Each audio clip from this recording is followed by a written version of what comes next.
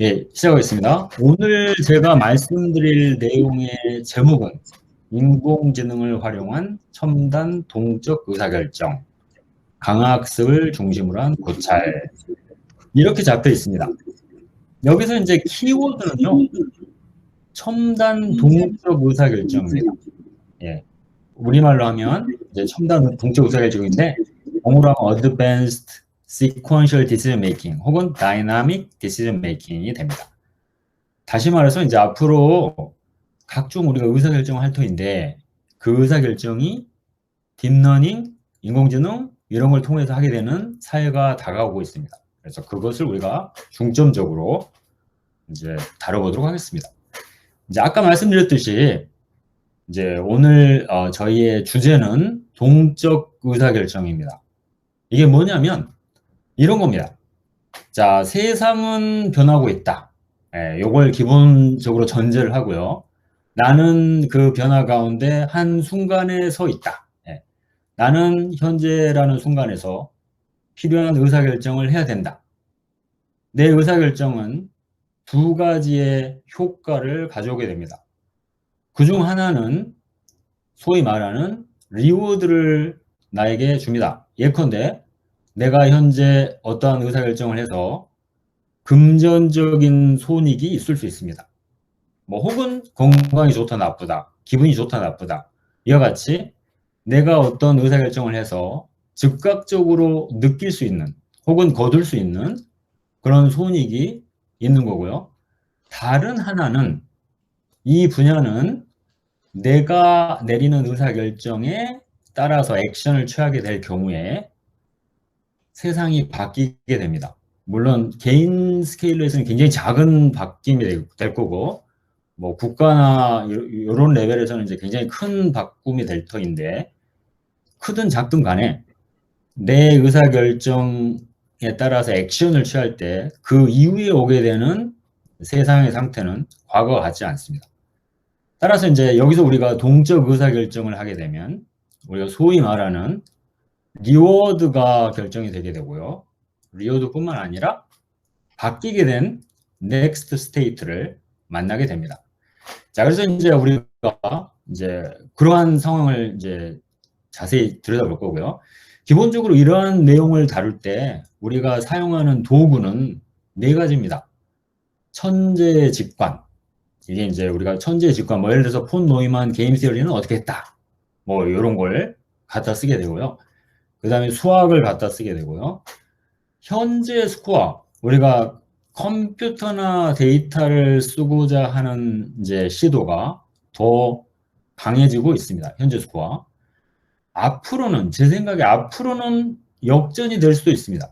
지금은 어떻게 보면 20% 정도의 수학, 그 다음에 20% 정도의 코딩, 그 다음 나머지 60% 정도가 이제 소위 말하는 상상력이 동원이 되고 있습니다.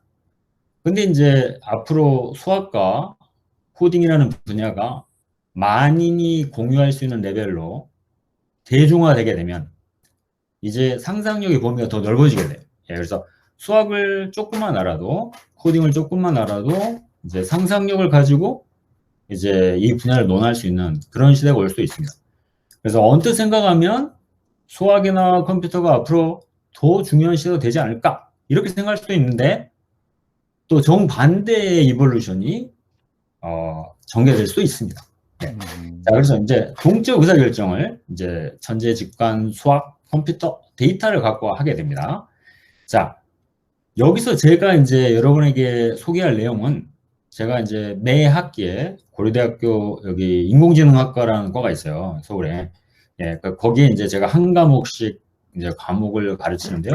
고급 신경망, 고급 딥러닝, 딥러닝 특론, 인공지능 특론 이런 강의를 하게 됩니다. 이제 그런데 제가 아까 말씀드렸듯이 이 분야는 기술 발전이 너무나 빨라서요. 이제 현재 6개월 동안의 기술 발전이 과거 60년 기술 발전을 압도하는 페이스로 진행이 되고 있습니다. 예, 그래서 지금 무슨 교과서를 갖고 다룬다는 건 거의 의미가 없고요. 예, 수업을 할 때 항상 그냥 올해 나온 논문을 갖고 하자. 예.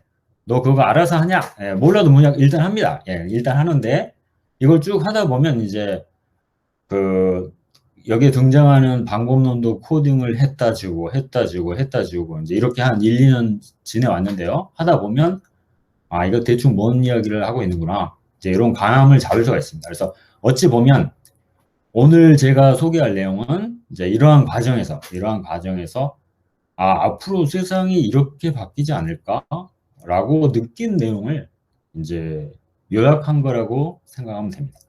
예, 그다음에 이제 여기 그리고 이러한 앞으로 세상이 바뀌는 그 스타일이 어떻게 보면 굉장히 개인적인 것부터 출발해서 굉장히 그 대규모로 전 사회적으로 이렇게 그 영향을 줄 수 있는 그런 문제까지 포함할 수 있는 부분이 있습니다. 물론 이제 실무에 적용할 만한 사례도 많이 있죠. 제가 여러분께 미리 드린 슬라이드에는 여기 실무 부분에 아마 삼성전자 이렇게 써 있을 거예요. 삼성전자에서 이제 발표했던 원래 자료라서요. 예, 그래서 여기 실무는 이제 각종 회사, 뭐 연구소, 뭐 이런 데서 쓸 수 있는 의사결정 문제를 의미합니다.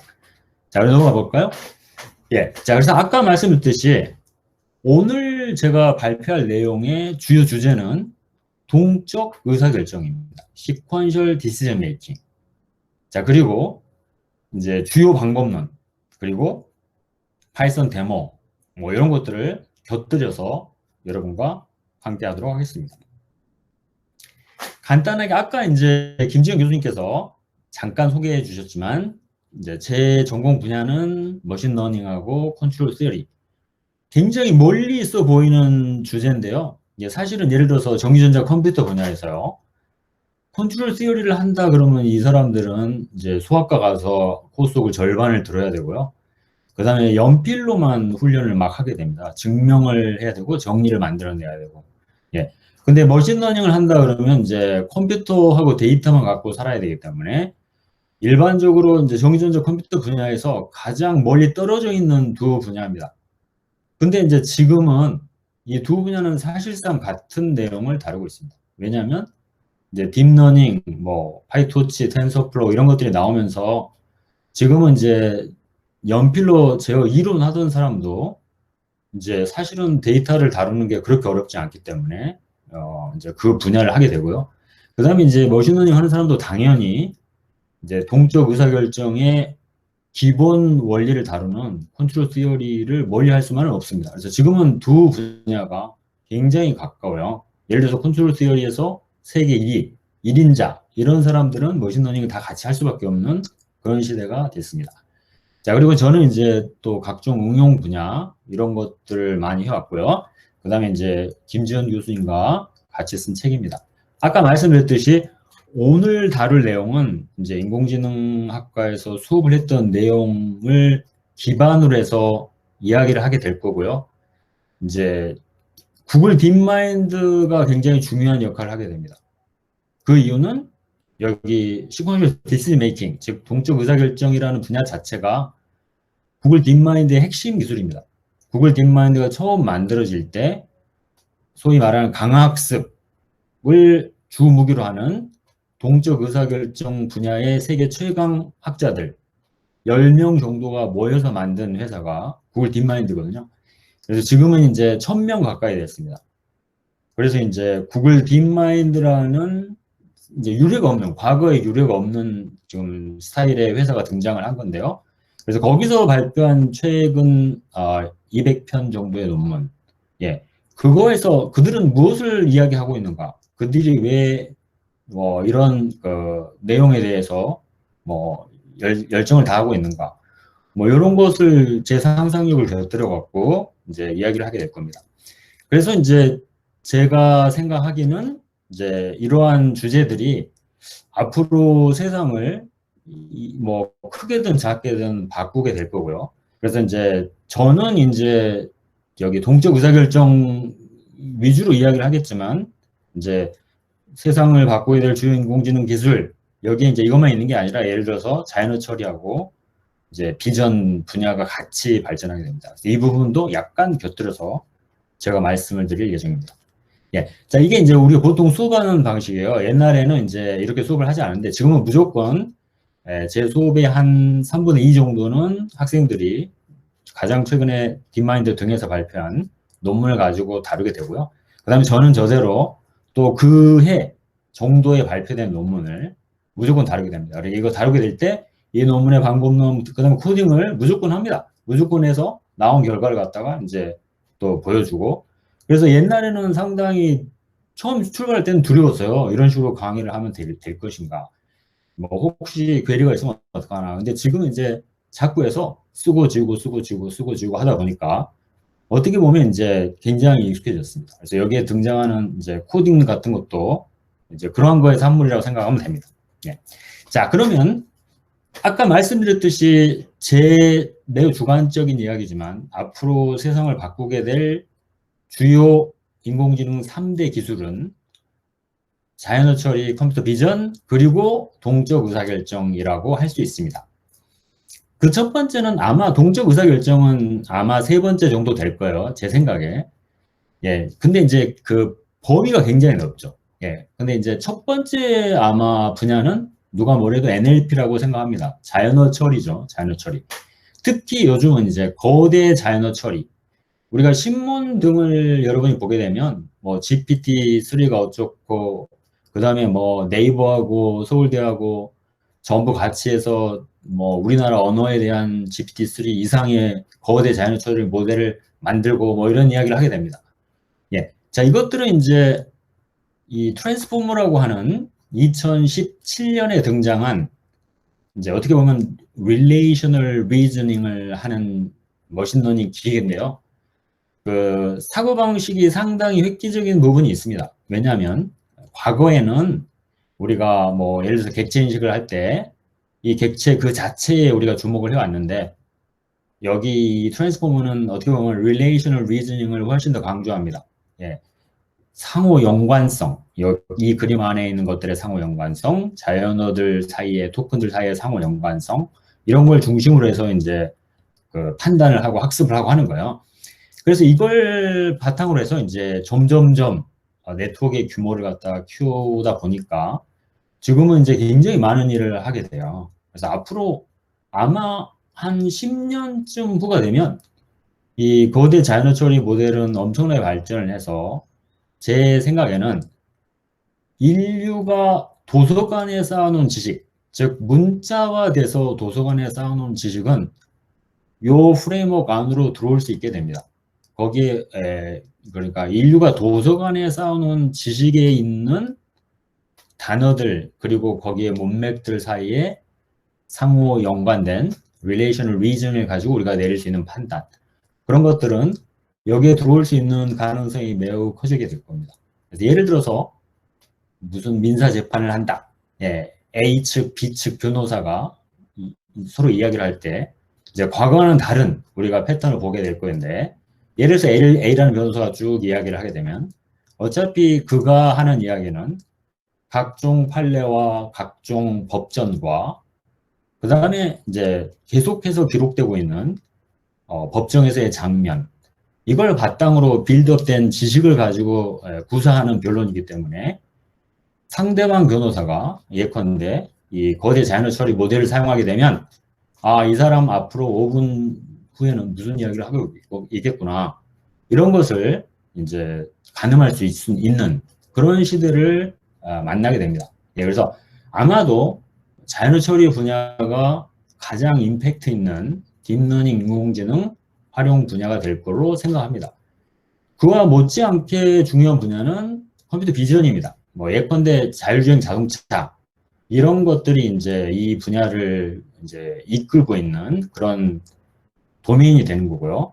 이 분야에서는 이제 예를 들어서 트랜스포머도 사용이 되고 온갖 고전적인 기술도 사용이 되는데 이제 특히 요즘은 우리가 이제 영상 처리를 할 때 우리 두뇌에서 영상만 처리를 하는 게 아니라 이제 자연어로 표현된 로직을 같이 가져와서 이제 처리하는 경향이 있습니다. 예를 들어서 우리가 어떤 문맥을 볼 때 그 문맥 자체의 그 랭귀지 토큰끼리의 릴레이션만 보는 게 아니라 때로는 이제 우리가 상상을 하면서 거기에 맞는 영상을 띄워 나가면서 이제 이야기를 진행하곤 하죠. 예, 그래서 이 컴퓨터 비전은 자연어 처리 모델과 함께 이제 같이 발전하는 이제 페이스를 이제 거치고 있는데요. 뭐 최근에 예컨대 테슬라 같은 데서는 이제 자율주행 자동차를 위해서 옛날에 센서를 여러 개 썼었는데요.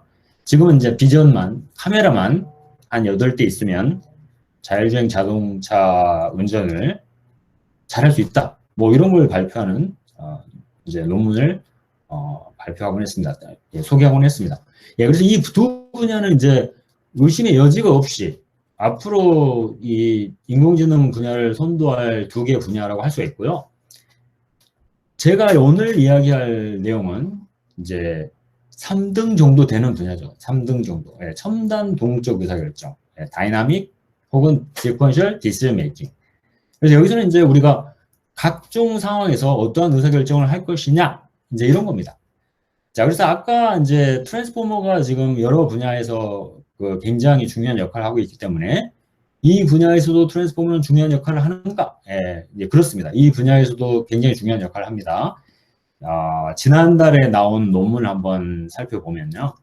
예컨대 이제 강학습이라는 분야에서 아까 이야기했듯이 기본 데이터는 state, action, reward, next state 이렇게 구성된 데이터로 이제 강학습 학습이 이루어지게 됩니다. 현재 상태 S라는 상태에 있을 때 내가 A라는 액션을 취함으로써 리워드 R을 거두게 되고 바뀌게 된 next state를 만나게 된다. 예, 그래서 변한 세상에 현재 한 순간에 우리가 서 있고 그 순간에 나는 액션 A를 취하고 그 액션의 결과로 리워드를 얻게 되며 그 액션의 결과로 세상은 바뀌게 된다. 이걸 종합적으로 처리해서 이제 어떻게 하면 내가 원하는 형태의 리워드를 거두게 되고 어떻게 하면 내가 원하는 세상의 변화를 우리가 도모할 수 있을 것인가. 뭐 이런 걸 이제 하는 거죠. 예, 그런데 이제 예컨대 트랜스포머 같은 경우에 잘 보면 이제 데이터가 어차피 SAR, S 프라임 이렇게 기분인 상태를 다루기 때문에 SAR, S 프라임을 다루거나 SR, SA, S 프라임을 다루거나 같은 상태가 됩니다. 적어도 데이터를 갖고 논할 때는. 그래서 예컨대 집비지기면 백전백승이다 이런 게 있을 때 이제 거꾸로 백전백승하기 위해서 뭘 해야 되냐? 예, 그럼 집비지기 하면 된다. 뭐 이런 식으로 이제 활용을 할 수가 있는 거죠. 예, 그게 이제 코절 트랜스포머를 이용한 강학습인데 예컨대 그런 과정을 곁들이게 되면 이제 우리가 강학습을 가지고 학습하는 이제 전 단계에서 이제 좋은 사전 학습 등을 진행할 수가 있습니다. 예, 자 그래서 여기 이 부분은 이제 전부 개론이고요. 자, 아까 말씀드렸듯이 이 분야는 이제 구글 딥마인드가 매우 중요한 역할을 합니다. 어떻게 보면 이제 이 동적 의사결정 분야에서 이제 가장 중요한 역사적 이정표라고 할 수 있죠. 2014년에 생긴 구글 딥마인드입니다. 그래서 구글 딥마인드는 원래 런던 베이스 스타트업이었는데 2010년에 이제 파운드 됐어요. 그때 말씀드렸듯이 이제 10명 정도 되는 세계에서 동적 의사결정을 가장 잘하는 비교적 젊은 학자들에 의해서 구성된 이제 스타트업이었고요. 이제 여기 추산입니다. 이건 500밀리언 달러에 구글에 팔리게 돼서 구글 딥마인드로 거듭나게 되죠. 우리 돈으로 하면 한 5천억 정도 됩니다. 예, 근데 이제 이 구글 딥마인드의 효능은 최근에 제가 이제 월스트리트 저널 5월 22일 기사를 보면 아주 잘 요약이 됐습니다. 아까도 말씀드렸듯이 여기 지금은 이제 구글 딥마인드에 있는 학자는 1000명 정도 됩니다. 이들은 대부분 이제 리서처하고 엔지니어고요. 그래서 이제 이쪽 분야의 학문을 하는 방식이 혹은 기술을 개발하는 방식이 완전히 바뀌게 됐습니다.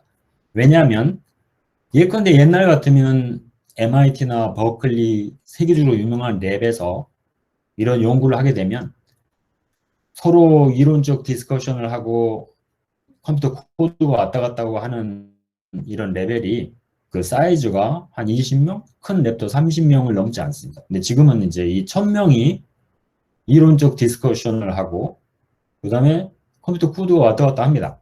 예, 그러니까 이제 어떠한 규모로 이들이 연구를 진행하는지 우리가 상당히 가늠하기 힘들 정도이죠. 네, 그러한 연유로 기술 발전이 매우 빠릅니다. 자, 그리고 매우 흥미로운 것은 여기에 이 기사는 현재 이제 이 구글 딥마인드가 AI 어타너미를 우리가 가져야 된다. 예, AI에 대한 자율권을 가져야 된다. 뭐 어떻게 보면 구글 알파벳 너희는 돈만 내고 빠져라. 이런 거죠. 이런 이야기인데 이제 대조적으로 현재 2019년 한 해에 딥마인드가 얼마 정도 수익을 거두냐? 손해죠, 손해. 예, 손해. 수익이 아니라 손해. 손해가 이제 6,600억 원 이상입니다. 그러니까 처음에 6천억 원에 5천억 원에 샀다가 매년 그 이상을 손해보고 있는 거죠. 구글이. 예. 그럼에도 불구하고 이 사람들은 이제 굉장히 자신만만하게 우리는 자율권을 가져야 된다. 이렇게 하고 있습니다. 예. 자, 그런데 이제 어떻게 보면 여기도 말이 맞는 게 이 AI 기술이 앞으로 이제 어떻게 보면 인류의 굉장히 건강한 구성원이 돼야 되는데 이제 구글 알파벳에 의해서만 좌우가 되면 꼭 그렇게 될 것이냐 여기에 퀘스천 마크가 있을 수가 있죠. 예, 그래서 이런 전 인류를 위한 그러한 어토노미가 어쩌면 어느 정도 필요할 수가 있겠습니다. 예, 그래서 이제 지금부터 제가 하는 이야기는 거의 대부분 구글 딥마인드에서 발표한 논문 위주로 하고 있는 이야기가 됩니다. 자, 그러면 이제 이야기를 시작해 볼까요? 여기서부터 진짜 이야기가 되는 거고요. 자, 핵심은 몇 가지가 있습니다. 몇 가지가 있는데, 자, 이 동적 의사결정이란 무엇인가? 요 이야기를 할 때 우리가 이제 두 가지 정도를 매우 중요하게 생각을 해야 되는데요. 하나는 이제 우리가 대충 알고 있던 것들을 더 자세히 알게 되는 측면이고요. 다른 하나는 매우 놀랍게도 앞으로 상호 연결된 세상이 굉장히 중요하다. 요 이야기가 됩니다. 방법론도 지금 그 두 가지 측면에서 굉장히 발전하고 있고요. 예, 그래서 출발을 해보겠습니다. 처음에 이제 이젠플을 들기 위해서 굉장히 개인적인 이야기부터 출발을 해보도록 하겠습니다. 예, 때로 우리는 나를 가장 잘 아는 사람이 누굴까? 이런 걸 한번 생각을 해보면 이제 물론 가족이 나를 가장 잘 안다고 할 수 있겠습니다. 가족이. 왜냐하면 많은 시간과 공간을 갖다가 공유를 하는 경우가 있기 때문에요. 그런데 이제 많은 경우에 또 가족한테 실망할 경우도 있죠. 왜냐하면 나를 잘 알 걸로 생각했는데 이럴 땐 나를 못 알아주는구나. 예, 이렇게 실망을 할 수가 있는 거잖아요. 근데 어떻게 보면 냉정하게 그냥 따져본다면 지금 아마 이 순간에 나를 가장 잘 아는 누군가는 아마도 나의 스마트폰이 될 가능성이 높습니다. 왜냐하면 내가 매일 보내는 메시지, 받는 메시지, 내가 매일 어떤 기사를 읽는가, 내가 어떤 일정을 소화하고 있는가는 스마트폰이 가장 많은 정보를 가지고 있습니다. 예.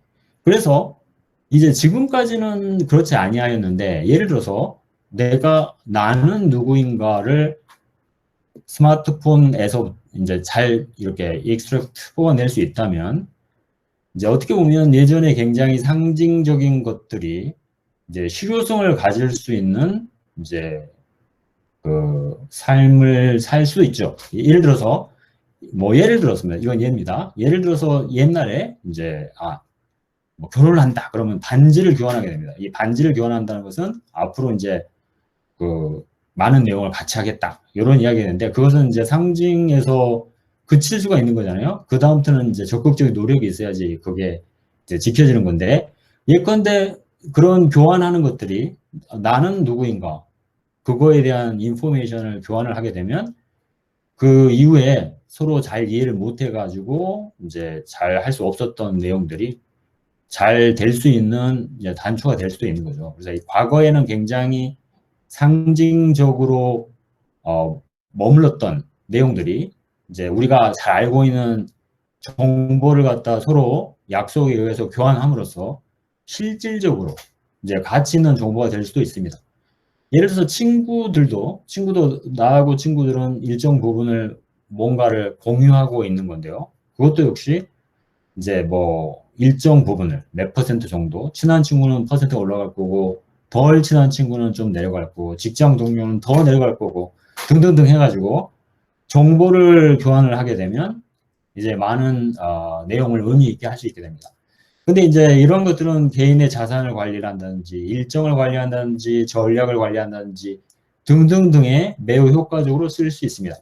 자, 여기는 아주 개인적인 측면을 이야기했습니다만 이제 우리가 개인적인 측면만 이야기를 하면 이제 예컨대 알파고 등등등 해가지고 바둑과 같은 도메인에서 굉장히 그 현명한 의사결정이 하는 게 가능하다. 뭐 바둑과 같이 승부를 겨루는 게임이 아니라도 아까 같이 우리가 알고 있는 정보를 바탕으로 한다면 굉장히 이제 현명한 디시전 메이킹을 할 수가 있는 거죠. 예를 들어서 언제 나는 뭐 외식을 해야 되는가, 언제 나는 굉장히 조심해야 되는가, 뭐 등등등에 대한 굉장히 이제 의미 있는 결과를 우리가 얻어낼 수가 있는 거죠. 하지만 그게 다인가? 꼭 그렇지는 않습니다. 왜냐하면 앞으로 우리가 이제 이 동적 의사결정을 가지고 풀어야 될 문제는 나와 세상이 아니라 나처럼 행동하는 여러 다른 객체들이 연결돼서 이루어지는 세상에서 진행되기 때문입니다. 예, 그래서 이제 구글 딥마인드에서 최근에 굉장히 힘을 쏟고 있는 분야 중에 하나는 소위 말하는 멀티 에이전트 리인포스먼트 러닝입니다. 이제 그것은 여러 가지 측면에서 그 논할 수가 있는데 어떻게 보면 집단 지성의 원리를 갖다가 다루고 있는 겁니다. 어떻게 보면. 그 다음에 여기에 등장하는 이제 계속적인 여러 가지 방법론들이 있는데 이 방법론들은 어떻게 보면 우리가 그동안 경험해왔던 집단 지성의 중요성을 이렇게 요약한 방법론이라고 할 수 있습니다. 여기는 굉장히 이제 여기서 뭐 넬시 킬리블리엄 따지고 거기서 이제 베스트 리스폰스 따지고 뭐 이런 걸 해야 되는데 간단한 이젠플을 한번 들어보겠습니다. 이제 스포츠를 예를 들어 축구를 굉장히 좋아하는 사람, 그 다음에 야구를 굉장히 좋아하는 사람 이런 경우에 잊지 못할 순간들 중에 둘이 바로 이제 축구에서 러시아 월드컵에서 독일을 갖다가 이제 2대 0으로 이긴 경우가 있었어요. 옛날 같으면 결코 발생하기 힘든 상황입니다. 옛날 같으면 우리가 이제 가끔 뭐 브라질 국가대표 팀이 초청이 됐다. 우리나라가 딱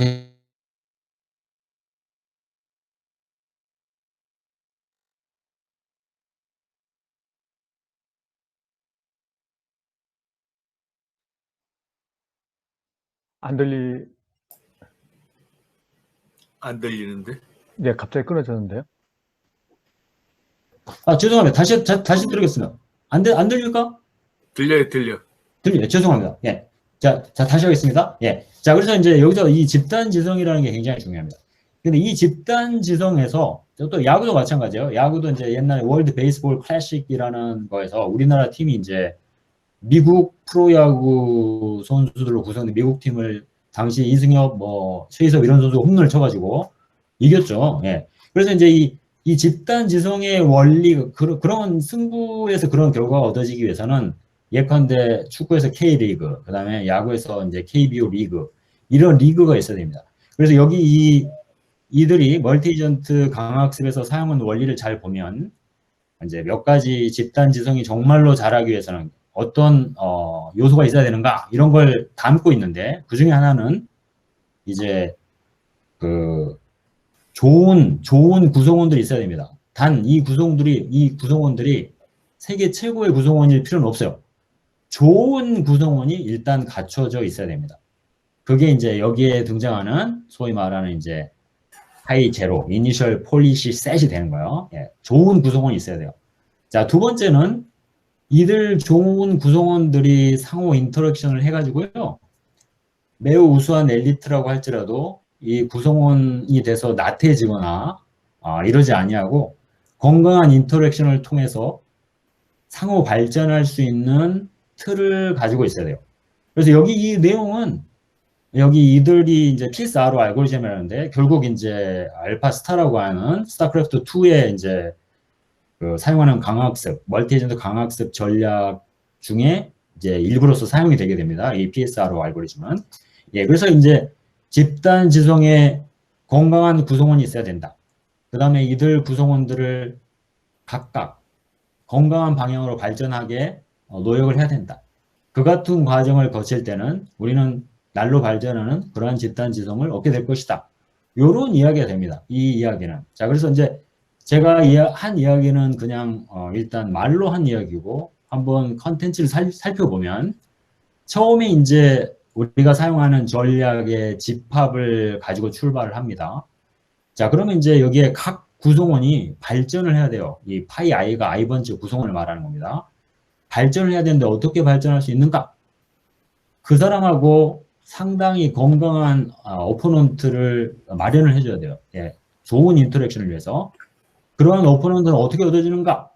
예, 현재 내가 갖고 있는 이 스트래티지 폴리시 셋, 이 셋으로 구성되는 내시 이퀄리브리엄, 내시 이퀄리브리엄으로 표현이 되는 믹스처 전략을 사용하게 됩니다. 이게 마이너스 i라는 것은 i라는 에이전트가 상대하는 대상이 됩니다. 그래서 i라는 에이전트를 학습을 시킬 때 나와 상대하는 녀석들은 굉장히 잘하는 녀석들이 돼야 됩니다. 그 녀석들은 어떻게 하냐? 이 상황에서 내시 이퀄리브리엄을 구해가지고요. 그 믹스로부터 얻어지는 녀석이 되는 겁니다. 그래서 그 녀석을 상대해서 내가 학습을 함으로써 더욱더 건강한 에이전트로 발전을 하게 됩니다. 그래서 이제 그 이후에 나온 각종 방법론들은 이제 이러한 지혜를 담고 있습니다. 어떻게 하면 집단 지성이 더욱더 우수해질 것인가? 이러한 지혜를 담고 있습니다. 예컨대 지금은 너무나 이제 말로만 해서 애매한데 다음과 같은 디스크 게임이라는 게 이제 2019년 딥마인드 논문에 소개가 된 게임이에요. 그래서 예를 들어서 이 각각의 점이 이제 폴리시라고 생각하면 됩니다. 이게 전략이에요. 그리고 이제 예컨대 가위바위보처럼 보는 바위를 이기고 가위는 보를 이기고 바위는 가위를 이기고 이런 것처럼 각도가 이제 이쪽으로 틀어지면 이제 더 이기게 돼요. 그 다음에 이제 가위바위보로 그치는 게 아니라 여기서는 레이디어스가 커지면 또 더 강점을 갖게 됩니다. 자, 이러한 이제 게임을 만들어 놓고 이런 집단 지성의 원리가 통하는가 이걸 보이고 있는데요. 자, 예를 들어서 이런 겁니다. 여기 이제 다음 두 논문에 등장한 방법론을 여기에 소개한 간단한 디스크 게임을 가지고 우리가 이제 예시를 하게 되면 이들이 지금 결과가 이렇게 나오는데 처음에 출발점이 여기 이 세 점으로 구성된 전략으로 출발을 하게 돼요. 자, 그러면 이 첫 번째 이 점이 어떻게 발전할 것인가? 예, 현재 갖고 있는 파퓰레이션에 내시 이퀄리브리엄을 구해가지고요. 그 녀석이 나를 상대한다. 나는 그 녀석을 상대해서 더 노력을 한다. 예, 그래서 이제 이게 이제 건강한 구성원 간의 인터랙션을 통해서 계속적인 발전을 거두는 그런 내용이 담겨 있는 거죠. 예, 그걸 통해서 이제 더 강한 구성원들이 이제 등장하게 됩니다. 예, 그래서 이제 예컨대 집단 지성은 어떻게 더욱더 강력해지는가? 예, 그런 거에 대한 이제 고민과 해결책을 담고 있어요. 이런 논문이에요. 그리고 이러한 노력은 지금도 진행이 되고 있습니다. 알파 스타 같은 데서 이제 사용이 됐고요. 앞으로 이제 또 각종 다양한 문제에서 사용될 것으로 생각합니다. 예. 그런데 이제 여기서 이제 굉장히 중요한 그 포인트가 하나 있습니다. 강화학습은 아까 말씀드렸듯이 나라는 에이전트가 세 개를 상대할 때 이제 우리가 다룰 수 있는 지혜를 다루고 있습니다. 근데 지금부터 다루는 세상은 연결된 세상을 다루게 됩니다. 즉 멀티 에이전트 강화학습이 돼요. 그래서 나와 비슷한 에이전트가 여러 존재하게 되고요. 이들이 상호작용 가운데서 이제 지혜를 갖다가 더 발전시켜 나가는 과정이 됩니다. 어떻게 보면 인류 역사는 이러한 멀티 에이전트 강화학습의 산물이라고 할 수도 있습니다. 예를 들어서 사람이 쭉쭉쭉 있는데 그 중에 누군가가 전기를 이제 발견하게 되면 혹은 발명하게 되면 그 이후의 세상은 이 전기를 발명한 기술이 전파됨에 따라서 과거와 다른 페이스를 이제 향해 가게 됩니다. 예, 그래서 사실은 이제 이렇게 싱글 에이전트가 다루는 세상과 멀티 에이전트가 다루는 세상은 같지 않을 수도 있습니다. 예, 그래서 이제 작년에 나온 딥마인드 논문에서는 과연 이런 멀티 에이전트 상황에서 싱글 에이전트 상황에서 우리가 사용했던 지혜가 그대로 건너와서 적용이 될 것인가? 이걸 다루고 있습니다. 답은 그렇지 않습니다. 예, 그래서 여기에 이제 뚝 내려가면 예를 들어서 이제 잠깐요. 여기서 이야기가 그쳤는데 예를 들어서 이제 그 싱글 에이전트 강학습에서 폴리시 그레디언트 알고리즘이라는 게 굉장히 중요한 역할을 하게 돼요. 알파고 같은 데서 사용했던 내용인데 그걸 그대로 쓰면 멀티 에이전트 상황에서 잘 될 거냐? 이런 문제를 다루고 있는데 이제 그렇지 않다 하는 게 답이 됩니다. 그래서 여기에 이 내용을 이제 이행을 한번 해보면 잠깐요. 이거죠. 이렇게 이행을 해보면 이게 이제 다음과 같이 좀 크게 해야겠다. 네. 자, 그래서 현재 우리가 여기서 두 가지 그림을 볼 수가 있어요. 여기 그림이 이 창이 생각보다 작군요. 네, 조금 그림이 이렇게 슬라이드 하면 보입니다. 예. 그래서 한 가지는 여기 전략의 변화 폭이 0.02에 그치고 있고요. 다른 하나는 0.06에 그치고 0.06에 달하고 있습니다. 그래서 이 0.02에 그치고 있는 게 이제 우리가 싱글 에이전트 강학습 동네에서 이것이 진짜 답이다 라고 사람들이 흥분했던 바로 그 방법이에요. 근데 이제 그러한 지혜를 그대로 가졌으면 안 된다. 예. 멀티 에이전트는 다른 요소가 분명히 있다. 예. 그것을 이제 보여주고 있습니다. 이런 비슷한 그 예제는 우리가 이제 예를 들어서 이게 이제 여기 이 가운데 있는 이 점이 내시 이퀄리브리엄이 돼요. 예, 그래서 이제 여기서는 그냥 기본적으로 가위바위보 게임과 같은 이제 상황이 되고 여기 이제 가위바위보면 이겼다 졌다가 이제 똑같잖아요. 근데 그거 약간 밸런스를 흐트러 줘가지고 여기 가운데 부분이 정 가운데가 아니라 좀 위로 올라간 부분이죠. 이 부분이 진정한 내시 이퀄리브리엄이 되게 약간 바이어스 되게 만들어 놓은 거예요. 자, 그런데 싱글 에이전트 동네에서 이거면 된다라고 사람이 믿어왔던 것들이 멀티 에이전트 동네로 가면 엉뚱한 곳으로 수용을 하고 있는 우리가 장면을 목격할 수 있게 됩니다. 반면에 우리가 이제 제대로 된 지식을 사용하면 다시 말해서 멀티 에이전트적인 지식을 사용하게 되면 제대로 우리가 원하는 내시 이퀄리브리엄으로 수렴을 할 수 있음을 볼 수 있게 됩니다. 자, 그 다음에 계속 갑니다.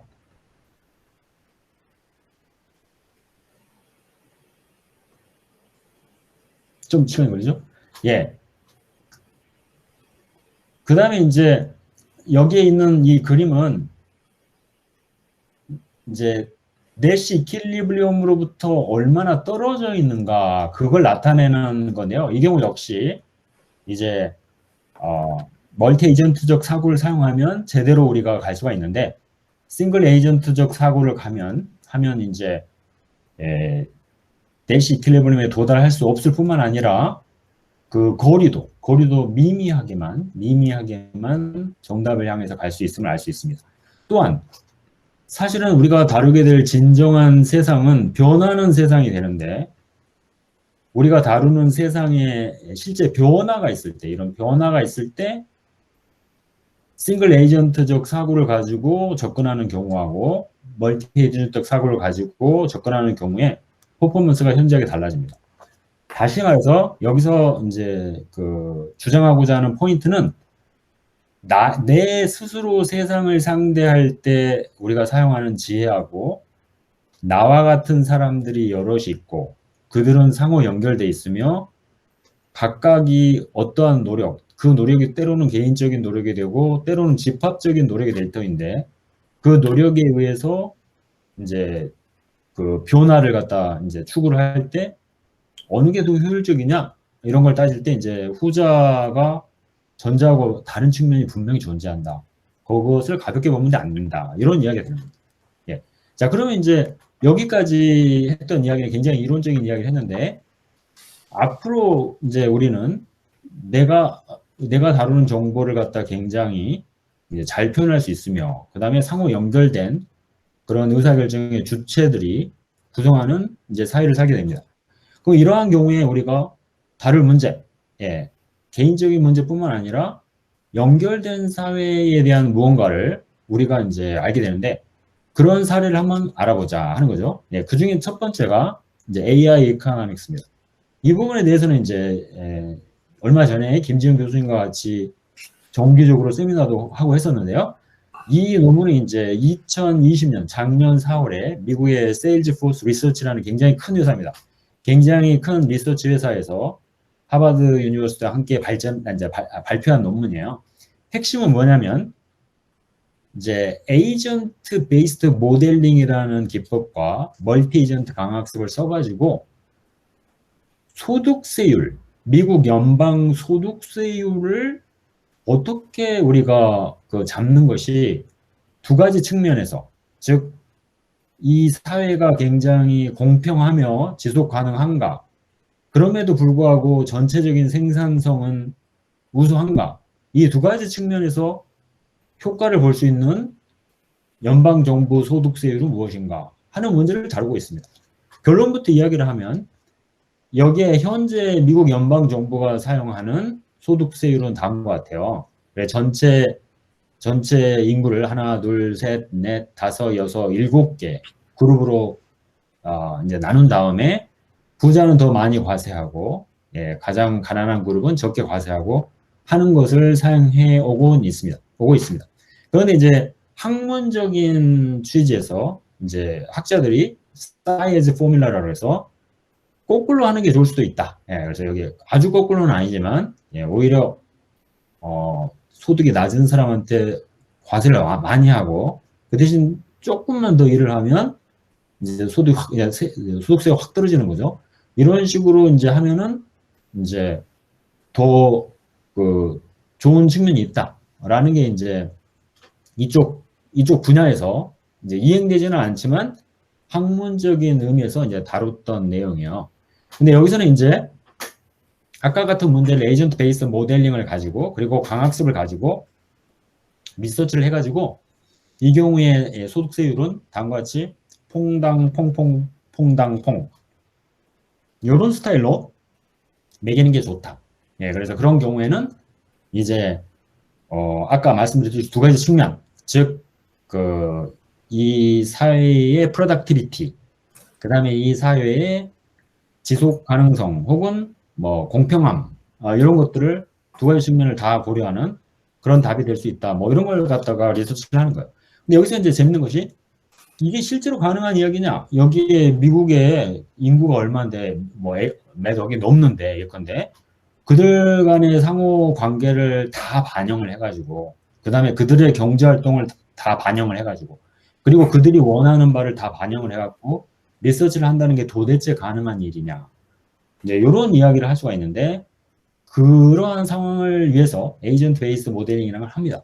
이게 뭐냐면 이제 어디선가 많이 들어봤던 이야기가 등장을 하게 되는데요. 이런 겁니다.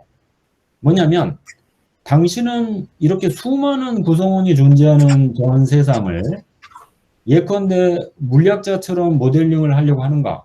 그것은 불가능한 일이다. 그래서 여기서는 단 4명의 에이전트만 활동을 하게 되고요. 이 4명의 에이전트는 1차 산업, 2차 산업, 3차 산업 등을 이제 대변할 수 있는 그런 특징을 갖습니다.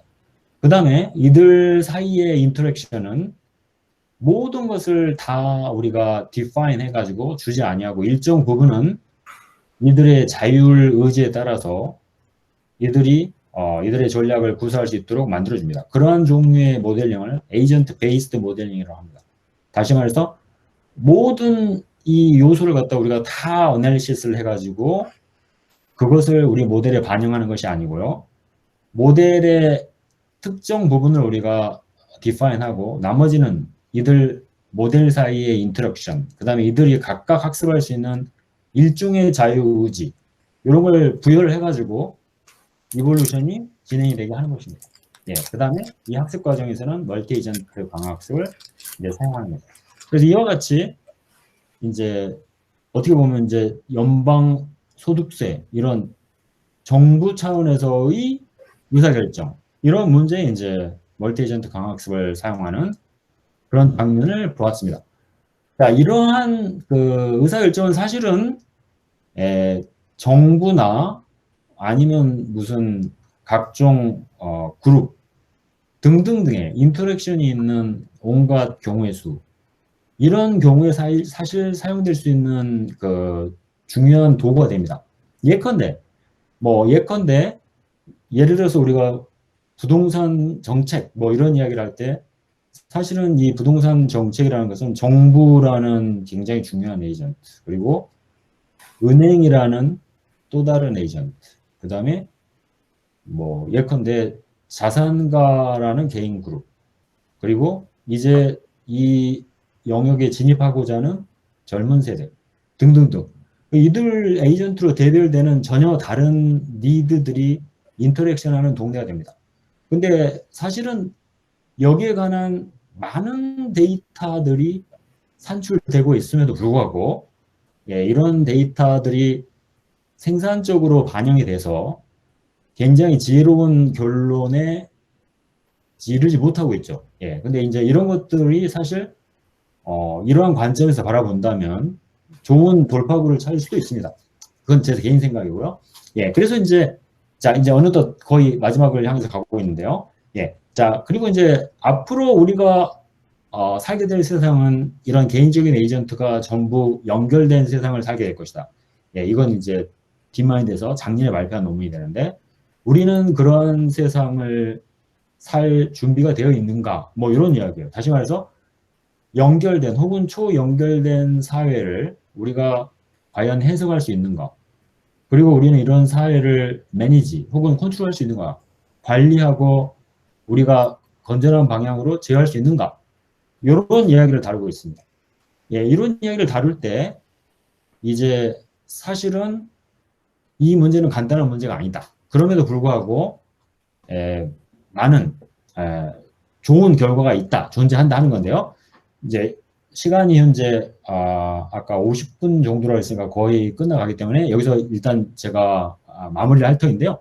핵심은 다음과 같습니다. 여기서 이제 한 2분 내에 마무리할 텐데요. 핵심은 자 이런 도메인을 다룰 때 우리가 가용한 이론들의 뭐가 있는가? 그래서 이제 제어 이론 분야의 스터빌리티, 안정도 이론이 있어요. 그래서 리아프노프 스터빌리티 이론이라는 게 있고 이제 게임 티어리, 폰 노이만 게임 티어리가 이제 다른 쪽 축이 됩니다. 첫 번째 축에서는 이제 스테이블 이퀄리브리엄 포인트, 안정한 균형점 이게 굉장히 중요한 도구가 되고 이제 두 번째 도메인에서는 내시 이퀄리브리엄이 굉장히 중요한 도구가 되는데 이 둘은 사실 이런 그 상호 연결된 에이전트를 다룰 때는 적용할 수가 없습니다. 그래서 이 논문의 맨 앞부분은 제어 이론으로 출발했을 때 어떻게 이 결론이 망가지는가, 그 다음에 게임 티어리로 출발했을 때 어떻게 이 결론이 망가지는가 그걸 보여주는 카운터 이젠플부터 출발합니다.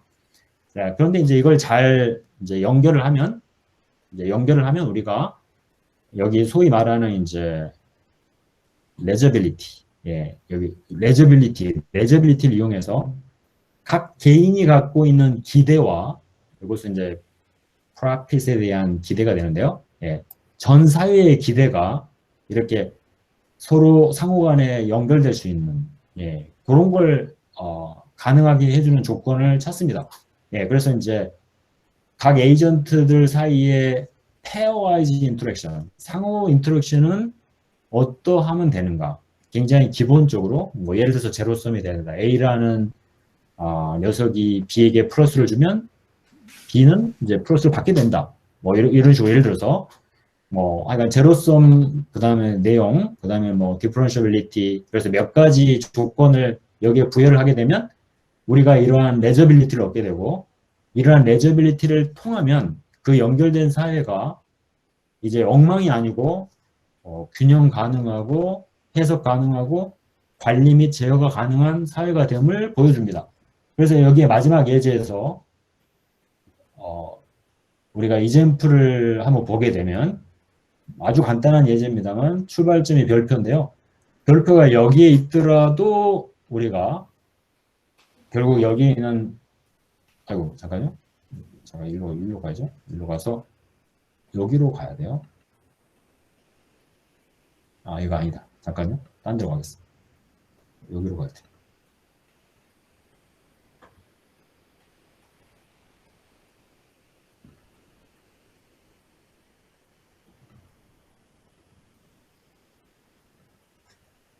예. 그래서 지금 두 군데서 출발한 장면을 봤는데요. 여기서 출발해서 이제 초연결된 사회가 이제 어떤 조건을 미트를 못하면 더 엉망인 쪽으로 가게 돼요. 근데 우리가 과연 우리가 관리 가능한 여기에 리밋 사이클이라는데 이 리밋 사이클이 말하자면 서스테이너블한 그런 사회를 갖다가 표현하는 겁니다. 예, 그래서 어디서 출발하든 이 사회를 향해서 갈 수 있는 그러한 상호 간의 인터랙션은 무엇인가? 뭐 이런 것을 다루고 있습니다. 그래서 그러한 것이 이제 개런티가 될 때 우리가 소위 말하는 레저빌리티, 개인이 기대하는 바하고요, 전체가 기대하는 바가 이런 균형을 갖게 됩니다. 이런 균형을 바탕으로 아까 다음과 같은 상황에서 언스테이블하게 이렇게 저기 다른 데로 다이버지 하거나 아니면 리밋 사이클에 결코 도달하지 못하거나 이런 현상이 발생하지 않고 이제 이 리밋 사이클에 안전하게 이렇게 랜딩하는 그러한 결과를 얻을 수 있음을 보게 됩니다. 예. 자, 그래서 여기까지 다소 이제 두서 없이 이야기를 했어요. 두서 없이 이야기를 했고, 앞으로 이제 이 강학습이라는 기술이, 그 다음에 이제 의사결정 이론, 딥러닝 기술하고 결합이 돼가지고, 이제 현재 굉장히 급속한 발전을 이루고 있고, 앞으로는 이제 이게 사실은 이 사회에 굉장히 중요하고도 건강한 구성원이 돼야 되는 그러한 이제 요구를 만족되는 방향으로 이제 발전해야만 합니다. 예. 그다음 여기 다른 내용들은 다소 이제 기술적인 내용이 돼가지고 제가 생략을 하도록 하고요. 그다음에 이제 여기 지금 제가 한 내용들은 금년 말에 이제 제어 로봇 시스템 학회지에 서울대학교 심영보 교수님과 같이 제가 이제 쓰는 원고가 있는데 그 원고에서 이제 다시 소개될 예정입니다. 그래서 제가 말로 하면서 빠뜨렸던 부분 혹은 또 좀 부족했던 부분은 이 원고를 이제 참고하면 되겠습니다. 예. 자, 여기까지 해서 제가 원래 50분이 주어졌는데 7분 초과했네요. 죄송합니다. 예. 이상입니다. 이상. 네, 감사합니다. 네. 그럼 자유롭게 질문하시죠. 심재철 교수님 좀 이따 나가셔야 한다고 하니까 심 교수님이 먼저. 아유, 잘 들었습니다. 예, 안녕하십니까. 예, 안녕하세요. 예, 아주 좋은 강의신 것 같아요. 저희는 이런 강의를 처음 들어봅니다. 감사합니다. 보통 공대에 가서 이런 이야기도 이상하게 생각하고요. 다른 데 가서 다 이상하게 생각합니다.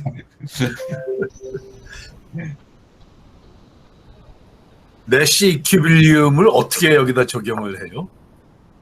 아까 이제 PSRO 알고리즘 이야기할 때 하는데요. PSRO 알고리즘이 뭐냐면 이제 에이전트가 여러 명이 있을 때 이 에이전트가 이제 건강한 인터랙션을 해서 더 좋은 에이전트로 발전을 하거나 아니면 이제 점점 더 좋은 에이전트를 리크루트를 해야 됩니다. 예, 그래서 이제 그런 걸 가능하게 해주는 단계가 두 단계가 있는데요. PSRO 알고리즘에서는 첫 번째 단계로 각 에이전트가 상대하는 에이전트가 이제 현재 가지고 있는 전략으로 구성되는 엠피리컬 게임에서 넷시 이퀄리브리움을 구합니다. 예, 그래서 넷시 이퀄리브리움으로 표현되는 믹스처 폴리시가 그러니까 현재 갖고 있는 전략의 확률적인 믹스처가 되는데요. 이제 상당히 강력한 녀석이 돼서 아이스 에이전트하고 이제 상대하게 됩니다. 그러니까 각 개별적인 아이스 에이전트가 상대하는 대상이 이제 넷시 이퀄리브리움으로 표현이 되는 믹스처 전략이 됩니다. 그래서 그 아이스 에이전트를 그 넷시 이퀄리브리움 믹스처에 대항해서 더욱더 잘할 수 있도록 이제 해야 되는데 그게 베스트 리스폰스라고 합니다. 예, 그런 식으로 아이스 에이전트를 더 개선을 시키면 그게 더욱더 강력한 새로운 에이전트로 자리 잡게 됩니다. 그래서 모든 에이전트들이 상당히 나를 더 발전시킬 수 있는 상대방하고 이제 예를 들어서 게임을 한다면 겨루면서 더욱더 발전을 해야 되는데 그 겨룸의 대상이 넷시 이퀄리브리움으로 표현이 되는 그 믹스처하고 겨루게 되는 겁니다. 그러니까 각 개인을 발전시킬 때 그 개인은 누가 발전시킬 수 있을 것인가 라는 문제에 있어서 그 사회 전체의 넷시 이퀄리브리움이 그 개인을 상대해 줄 때 그 개인을 더욱더 좋은 방향으로 발전시킬 수 있다. 말로만 한다면 그런 거하고 좀 비슷합니다. 그 뷰티풀 마인드에 나오는 그 사람 공식 맞습니다. 아니에요? 네, 맞습니다. 자은 넷시 맞습니다. 네, 네. 하여튼 뭐 대단하다라는 건 영화를 봐서 좀 알겠는데 네. 그게 어떻게 작동이 되는지는 잘 이해가 그것은 이제 사실은 그냥 저 같은 사람도요. 옛날 같으면 단지 수식으로만 그런 것들을 다루게 되고요. 그다음에 뭐 개념으로만 사실 다루는 경우가 많은데 지금 아까 말씀드렸듯이 지금은 이제 제어 이론이나 머신러닝 이게 통합된 세상이 돼서요. 간단하게 넷시 이퀄리브리움 구하고 하는 것들은 진짜 코딩을 해볼 수가 있습니다. 예, 그래서 이제 예컨대 아까 제가 집단 지성이라고 하는 이 분야에서 쭉 하다 보면 우리가 나중에 이제 어떻게 엠피리컬 게임을 구성을 하고 이 상황에서 어떻게 넷시 이퀄리브리움을 구해야 되고 이런 과정을 실제로 구현하면서 갈 수 있는 세상이 됐습니다. 옛날 같으면 이런 것들이 좀 불가능하죠. 예를 들어 특히 딥러닝을 여기에 결합하고 이런 것들은 거의 불가능한 이야기인데요. 지금은 예컨대 뭐 이런 종류의 툴들, 그 다음에 파이토치, 텐서플로우, 이제 어떻게 보면 만인을 위한 딥러닝이 됐어요. 예, 그래서 지금은 누구라도 할 수 있는 대학교 학부 수준이면 누구라도 할 수 있는 기술로 이제 바뀌고 있습니다. 네. 아까 이제 여담으로 아까 그 재밌는 게 2014년에 딥마인드 테크놀로지가 구글 딥마인드로 거듭날 때 그때 발표한 기술이 DQN입니다. DQ 네트워크. 학술대에서 그걸 발표를 했을 때 구글 등에서 이제 말하자면 속된 말로 뿅 가서 내고를 해서 5천억 원 정도의 그 딥마인드 테크놀로지를 사게 되는데 그 기술은 지금 파이토치나 텐서플로우 등의 발전으로 인해서 학부 2학년 정도면 누구나 구사할 수 있는 기술로 바뀌었습니다. 그러니까 한 4년 전에 전 세계의 탑 기술이 돼서 딥마인드 테크놀로지를 구글 딥마인드로 바꿨던 그 기술이 지금 2011년이니까 7년이 지난 후에 대학교 2학년 정도면 누구나 할 수 있는 그런 기술로 바뀌게 됐습니다. 물론 그 이유는 페이스북이 파이토치를 그리고 이제 구글이 텐서플로우를 다 발표를 해서 만인이 쓸 수 있는 프레임워크로 만들어줬기 때문이죠.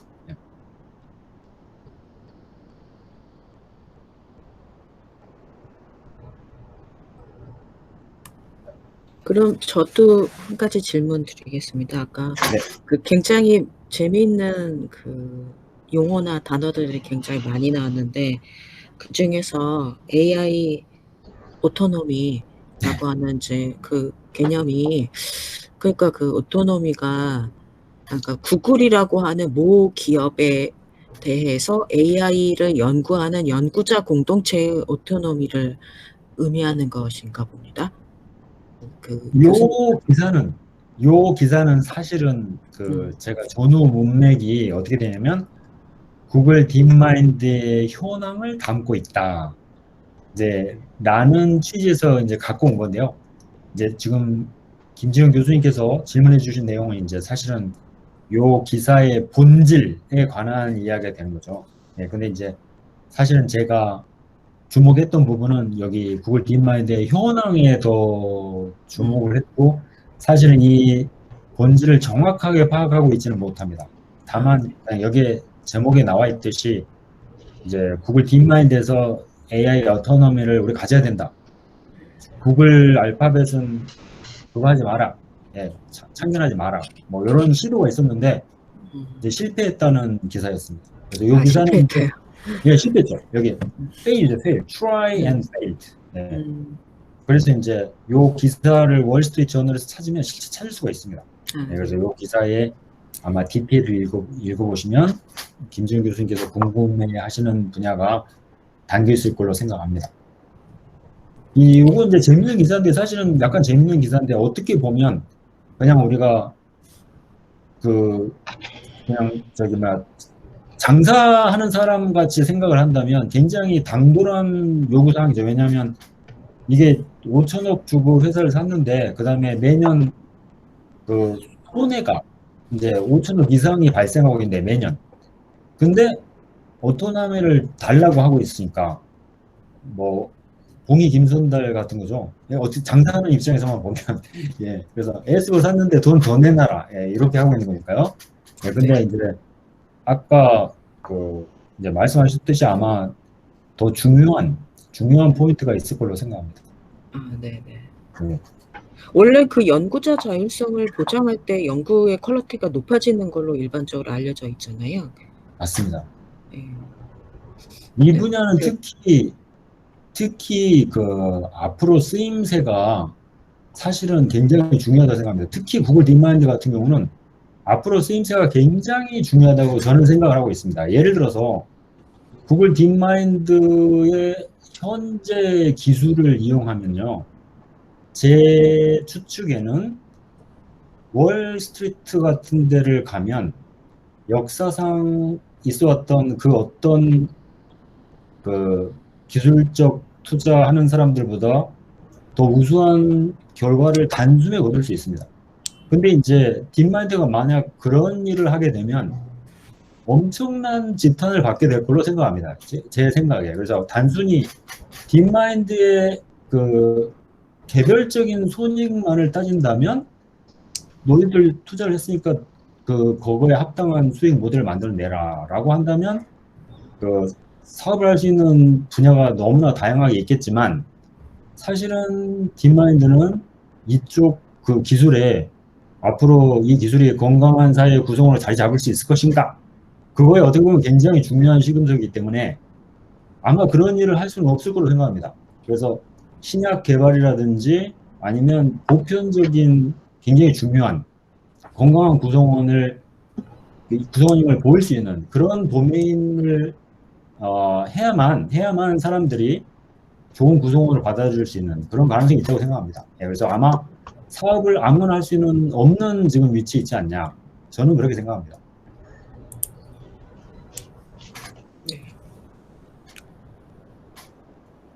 그러면 교수님 그게 구글 딥마인드처럼 좀 네. 세계를 선도하는 어떤 책임 있는 기업으로서는 윤리적인 측면에서 그렇게 할 수 있지만 네. 뭔가 그렇지 않은 그런 윤리적인 마인드가 없는 그런 국가나 아니면 그런 어떤 집단이나 기업이나 이런 데서는 얼마든지 그런 일종의 좀 약탈적인 그런 경제 활동을 할 수가 있는 거네요. 이론적으로는. 그 부분에 이제 사실은 여러 가지 그게 있을 수가 있는데요. 막 이견이 있을 수 있는데 약간 뭐 자기 개인적 개별적 이익을 추구하는 형태라고 할지라도 그걸 구현하기 위해서 기술을 발전시키면 기술 자체의 진보라는 측면에서는 컨트리뷰션이 있는 게 아니냐. 또 이렇게 생각할 수도 있잖아요. 어떻게 보면 뭐 과학의 발전 이런 것도 사실 다 비슷한 측면이 있는데 과학이 굉장히 발전하면 어떻게 보면 굉장히 강한 국가가 돼가지고 그렇죠? 예, 그래서 이제 뭐 예를 들어서 신석기 시대가 되면 구석기 시대보다 더 강력해지고 청동기 시대가 되면 더 강력해지고 그것이 이제 과학의 발전하고 어떻게 보면 궤를 같이 하는 거잖아요. 근데 그 과정에서 그게 올바른 방향으로 쓸 수 있는 메커니즘을 만들어 주는 게 굉장히 중요한데 그걸 위해서 과학은 발전하면 안 된다. 또 그럴 수만도 없는 거잖아요. 예, 그래서 사실은 요 분야는 단순히 기술자만 이제 생각을 해야 되는 분야가 아니라 아마도 이 기술이 건강한 사회적 구성원으로 자리 잡을 수 있을 것인가 이걸 고민하는 그런 그룹이 같이 하는 예, 그런 분야가 될 거라 생각합니다. 아마도 그런 취지에서 요새 구글 딥마인드에서 굉장히 중요하게 강조하는 분야 중에 하나가 에틱스입니다. 에틱스. 예, 그 딥러닝 에틱 그래가지고 그 그룹이 따로 있고 뭐 모문도 약간 그런 쪽으로도 쓰고 그런 걸로 알고 있습니다. 그러면 이제 그게 법적인 어떤 그 제약이라든가 아니면 국제사회에서의 어떤 그런 각 국가들 간의 정상적인 상호가 가능한 국가들 간의 협의라든가 뭐 이런 어떤 그 지금 교수님 말씀하신 어떤 그 에틱이라고 하는 윤리적인 차원을 좀 넘어서는 구체적인 네. 어떤 그 규제 장치라든가 그런 것도 만들어야 될 필요성이 있는 건가요, 그럼? 그렇죠. 제가 그 자세히는 모르지만 유럽 같은 경우는 그게 굉장히 더 구체화돼 있다고 듣고 있습니다. 실제로. 예, 그래서 유럽과 같은 경우는 그 부분이 이제 뭐 더 제도화되고 이런 거 향이 굉장히 가까이 갔다. 뭐 이런 이야기를 들었는데 상대적으로 이제 미국과 같은 경우는 그게 덜하고 이제 더 상대적으로 사실은 지금 AI 강자 중에 하나는 중국입니다. 중국. 중국은 결코 이 동네에서 무시할 수 없는 파워입니다. 예, 근데 중국 같은 경우는 이제 또 더 이제 아닌 건데요. 예를 들어서 뭐 예, 그래서 이제 여기에 사실 개별적으로 많은 차이가 있습니다. 이걸 어떻게 이 문제를 어떻게 중요하게 다루고 있는가 하는 것은 지역별로 나라별로 상당한 차이가 있습니다. 근데 이제 여기 그 중에 중요한 포인트 중에 하나가 이제 예를 들어서 무슨 뭐 저 미사일 아니면 뭐 인공위성 연구를 한다 이런 것들은 예를 들어서 비밀리에 많이 그 진행이 되는데 특이하게도 이 딥러닝이라는 분야는요 굉장히 오픈소스 성격이 강합니다. 그래서 예컨대 알파고 뭐 이런 것도 95% 정도는 다 오픈이 되어 있습니다. 그래서 누구든지 바둑을 정말로 잘 두는 우리 보통 바둑 두는 사람들이 인공이라고 그러죠. 인공이. 예, 그래서 인공지능 기반 그 프로그램을 95%는 다 소스가 나와 있어요. 5%만 얹으면 알파고 레벨의 코드를 만들 수 있습니다. 그래서 이 분야는 매우 특이하게도 사실은 기술이 상당히 오픈되어 있습니다.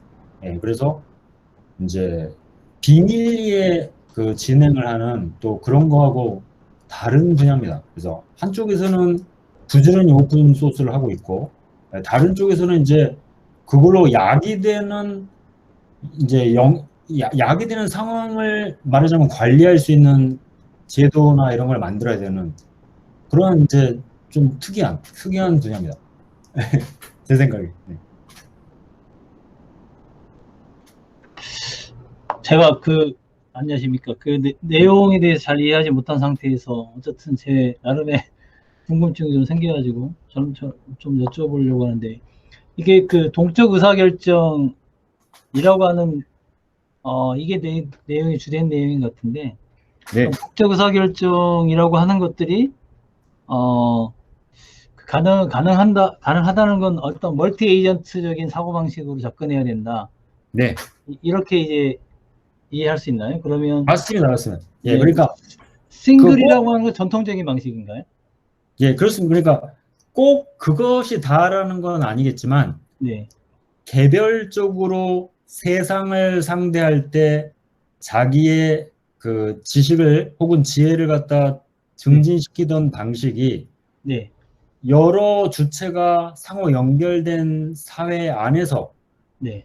이제 각 주체가 그 어떻게 보면 그 개별적인 혹은 집단적인 지식을 증진시킬 때 사용하는 메커니즘과 꼭 같은 것이냐? 그렇지 않다. 차이가 있으니까 이제 그 후자의 경우는 그걸 반영한 이제 메커니즘을 써야 된다. 아, 이런 거. 네. 그러니까 후자의 그 제가 이해하기로는 그 메커니즘이 어떤 그러니까 각각의 에이전트들이 메시큐리움 이렇게 표현되는 그 정확히 무슨 뜻인지 모르지만 예. 그런 어떤 학습자 또는 이제 그 스승이라고 해도 될 것 같은데 그런 예. 사람들과 이제 그 겨룸으로써 나름대로 훈련을 함으로써 그 어떤 각각의 에이전트들의 역량을 향상시키고 그렇게 향상된 상태에서의 어떤 의사결정이라고 하는 게 보다 더 합리적이거나 효과적인 의사결정이 될 것이다. 이렇게 제가 이해해도 되나요? 맞습니다. 근데 이제 그 아까 내시 이퀄리브리엄을 구할 때 네. 사실은 그 집단에 다양한 다이버시티가 존재해야만 네네네. 그 내시 이퀄리브리엄이 말하자면 그 각 에이전트의 기능을 더 발전시킬 수 있는 상대방이 됩니다. 그래서 예를 들어 야구 같은 경우도 거기에 네. 언더스로도 있고 뭐 오버스로도 있고 네네네. 사이드도 있고 이런 다양성이 반드시 이제 포함이 돼야만 또 그런 메커니즘이 작동을 합니다. 네, 그래서 이제 이건 뭐 그냥 수식으로만 보면 아 그런가 네. 보다 하는데 나중에 가만히 생각을 해보면 네. 우리가 이미 경험적으로 우리가 이제 사용해왔던 그런 체계하고 상당히 유사성이 많이 있습니다. 그 현실성을 반영한 모델이다 이런 의미죠. 예, 저는 그렇게 생각합니다. 예, 하면서 우리가 이제까지 어떤 그 싱글 에이전트에 기반한 어떤 의사결정 모델이 좀 문제가 있었다 이렇게 그럴 수도 있습니다. 예, 그럴 수도 예를 들어서 뭐 네네. 그러니까 한 가지 형태만 상대를 하면 예를 들어서 우리나라 축구가 계속 브라질하고만 연습을 해서 브라질을 이긴다고 해서 네. 월드컵에 나가서 잘할 수가 없습니다. 예를 들면 그래서 이제 싱글 에이전트가 뭐 예를 들어서 고정된 세상을 상대로 인터랙션을 하면서 지혜를 이렇게 높여가는 거하고 네. 싱글 에이전트가 자기가 변하는 만큼 자기하고 연결돼서 인터랙션하는 대상들도 변한다는 사실을 인지하면서 집단적으로 이렇게 지능을 갖다 높여 나가는 경우가 차이가 있다 하는 것이 포인트입니다. 그 논문들. 네네. 어떤 동력학적인 어떤 이런 식의 현실을 있는 그대로 반영하기 위한 어떤 시도라고 봐야 되겠네요. 네네. 그래서 요것은 뭐 꼭 우리가 무슨 컴퓨터 사이언스 인공지능 기술도 되겠지만 네. 그 논문들 중에서는 이게 이제 뭐 연결된 사회에서 그 여기 안에서 이렇게 해석하는 것들이 많습니다. 예를 들어서 뭐 연결된 사회에 예컨대 각종 레귤레이션은 왜 있어야 되는가? 뭐 이런 걸 또 읽어갖고 설명하고 그런 사람도 있습니다. 네.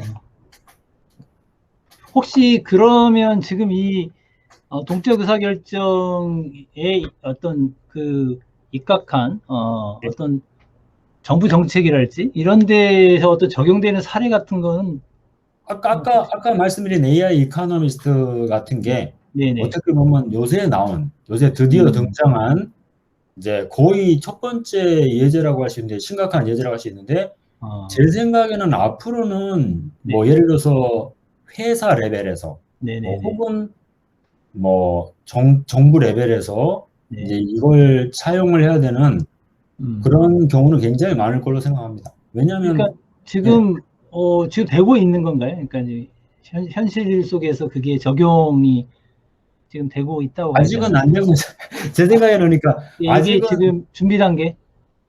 그러니까 아까 그 세일즈포스 리서치 같은 데서 한 것은 아직 정책으로 반영은 안 된 거고 앞으로 정책을 만들었을 때 좀 참고를 해라라는 정도가 되고 이게 진짜로 반영이 되는 레벨로서 그런 큰 스케일은 어디가 있냐면 어느 분야가 있냐면 그 온라인 광고 있습니다. 광고. 온라인 광고. 네, 광고를 니드가 있는 회사들, 그다음 광고 시장에서 광고를 팔아야 되는 회사들, 사야 되는 회사들, 뭐 이런 거 서로 연결하고 간 매기고 뭐 이런 거 할 때 이 멀티 에이전트 강학습 기술을 써가지고 한다 그런 이야기를 많이 들었습니다. 아, 기업적인 차원에서는 지금 이런 식의 시도들이 이루어지고 있다 이렇게 봐야 되겠군요. 네네. 그러니까 기업적인 차원에서는 제 추측으로는 네. 과거 스타일을 약간 이런 스타일로 바꾸게 되면 이제 굉장히 그 좋은 그러니까 좋은 그 여러 이제 그 좋다는 게 이제 뭐냐를 다 디파인하겠지만 좋은 네. 성능을 얻을 수 있을 거로 생각합니다. 그래서 사실은 이런 식으로 의사결정을 하면 굉장히 시행착오를 줄일 수 있는 가능성이 많이 있죠. 특히 데이터가 이미 있는 동네는 더욱더 그렇습니다. 데이터가 없으면 만들어야 되겠지만 어떻게 보면 어떤 분야는 데이터는 잘 모아지고 있는데 그 데이터를 이제 효과적인 의사결정까지 이끌어내지 못하는 상황이 덜어 있습니다. 예, 그래서 사실은 이걸 가져다가 더욱더 효용을 높일 수 있는 그런 분야는 무궁무진하다고 생각할 수 있습니다. 네, 알겠습니다. 감사합니다. 예. 그럼 교수님 유튜브 그 광고도 지금 이미 광고할 때 자동으로 연결해 주지 않나요? 유튜브. 아니 그러니까 제가 들은 건 뭐냐면 뭐라 하더라? 그걸 뭐라 그러는데 그 광고 마켓이 있습니다. 그래서 그 광고 시장이 온라인 광고 시장이 그런 식으로 이제 서로 매치해 주는 게 그러니까 광고를 팔려고 하는 사람, 광고를 그 살려고 하는 사람 이거 매치해 주는 시장이 굉장히 커져가고 실제 전체 광고 시장의 뭐 몇십 %가 되고 굉장히 빠른 속도로 그 더 확대가 되고 있는데 그 멀티 에이전트 강학습 이런 걸 쓴다. 예, 그런 이야기를 제가 그쪽 분야에 종사하는 사람으로부터 들은 적이 있습니다. 예, 근데 자세한 건 몰라요. 네, 알겠습니다. 네. 그럼 교수님 그 미국 이야기입니다. 미국. 우리나라 이야기는 아니고 미국 이야기입니다. 예. 강희재 교수님이 이제 여쭤보셨던 분야 이제 설명해 주시면서 네네. 그러면 이 그 어드밴스드 시퀀셜 디시전 메이킹의 애플리케이션의 어떤 그 지향점이 예. 결국 그러면 그 사회 내 각 에이전트들이면 그 개인이든지 아니면 예. 그 조직이라고 하는 차원에서 기업이든지 이것이 더 만약에 진화가 되면 그 사회 공동체의 최상위에 있는 국가의 정책이라든지 이런 네. 거에서도 이거를 얼마든지 적용할 수가 있는 건가요? 저는 그렇게 생각합니다. 그래서 아까 그 AI 이코노미스트 같은 경우도 최종 결과물은 연방 정부의 소득세율이었습니다. 그다음에 목적 함수는 전체 사회의 프로덕티비티하고 그다음에 이제 그 지속 가능성 뭐 이런 두 가지 축을 같이 생각을 하거든요. 그러니까 각 개인에게도 굉장히 그 좋은 그걸 제공을 하고 그다음에 정부에도 좋은 그걸 제공하는 예 그래서 그 두 개가 다시 컴바인드 갖고 이제 목적 함수가 구성이 되거든요. 예 그래서 정부 레벨의 의사결정 혹은 이제 여러 가지 회사 등을 포함한 각종 그룹 레벨 뭐 혹은 대학이나 연구소 이런 것도 그런 그룹이 될 수 있겠습니다. 그래서 그 모든 종류의 동적 의사결정에 사실은 이러한 시각을 가져오면 굉장히 유용한 도구가 될 수가 있는 거죠. 근데 앞으로 이제 사실은 이 분야는 적용할 수 있는 분야가 굉장히 많다고 저는 생각합니다.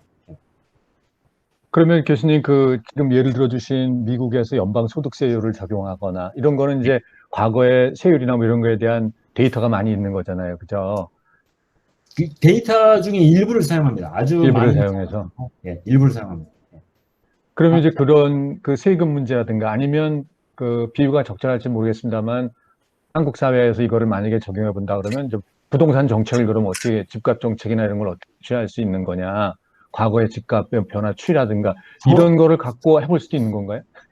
저는 개인적으로 충분히 가능하다고 생각합니다. 왜냐하면 아, 부동산 부분은 그 사실 빅데이터 해가지고 각종 매매 그 사례를 포함해서 엄청난 데이터가 쌓여 있습니다.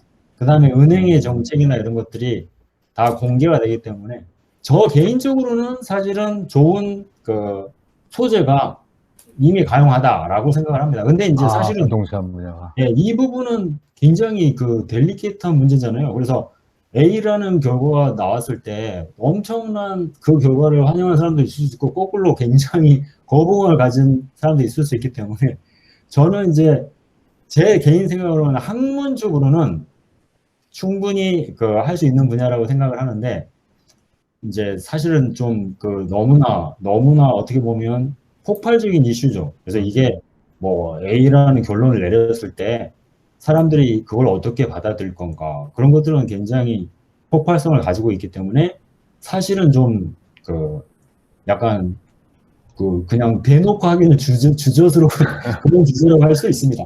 예. 그냥 바둑 두고 뭐 이런 거하고 다른 종류의 문제죠. 근데 이제 공감대가 있다면 뭐 예를 들어서 정말로 이런 공감대가 있었고 이 공감대에 대해서는 우리가 의심할 여지가 없다. 예, 그래서 이 공감대를 충족할 수 있는 솔루션 찾아보자. 라고 한다면 매우 할 만한 주제가 됩니다.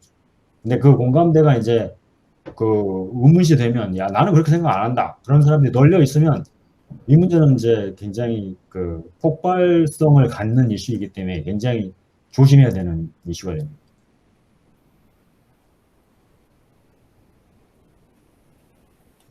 네, 교수님 발표 잘 들었습니다. 저는 저희 연구팀에서 교육 파트를 맡고 있는데요. 네. 네, 저는 교수님의 이런 강의를 듣는 수강생들이 어떤 전공이나 어떤 분야에 관심이 있는 학생이 오는지가 궁금하고요. 그다음에 이제 저희도 이제 의사결정과 관련해서 인문사회학적으로 이제 고민을 하는데 그 보이지 네. 않는 변수들이 의사결정에 굉장히 많이 이제 작동을 하게 되잖아요.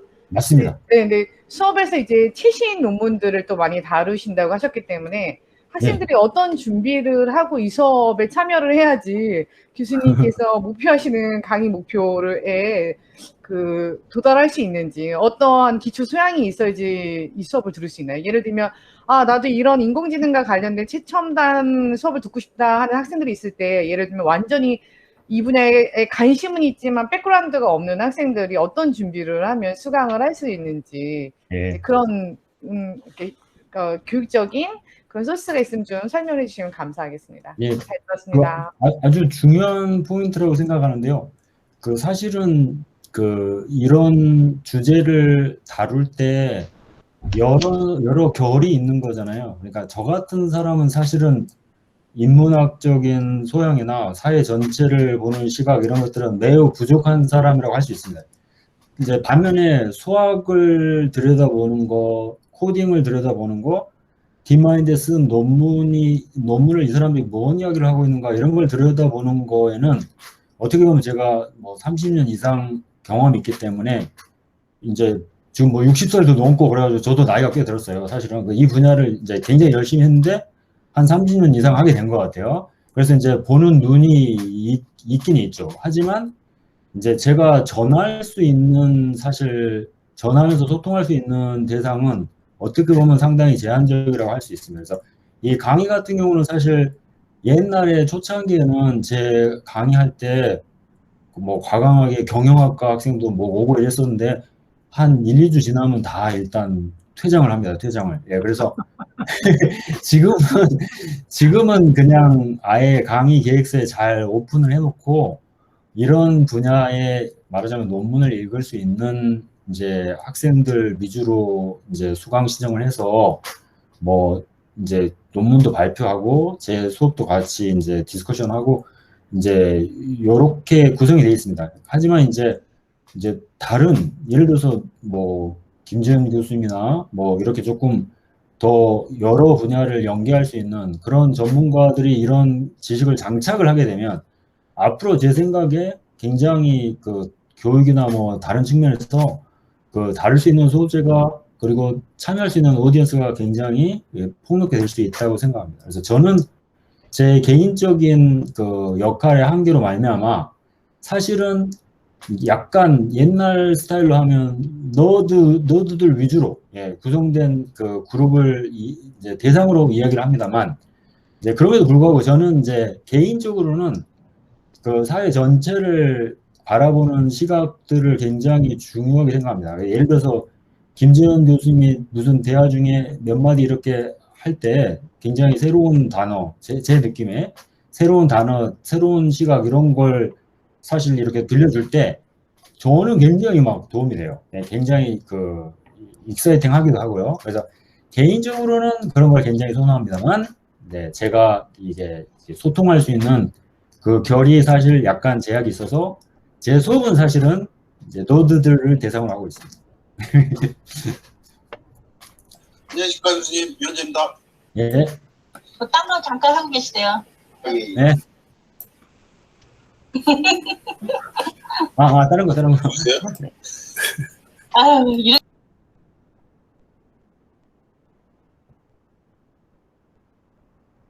네.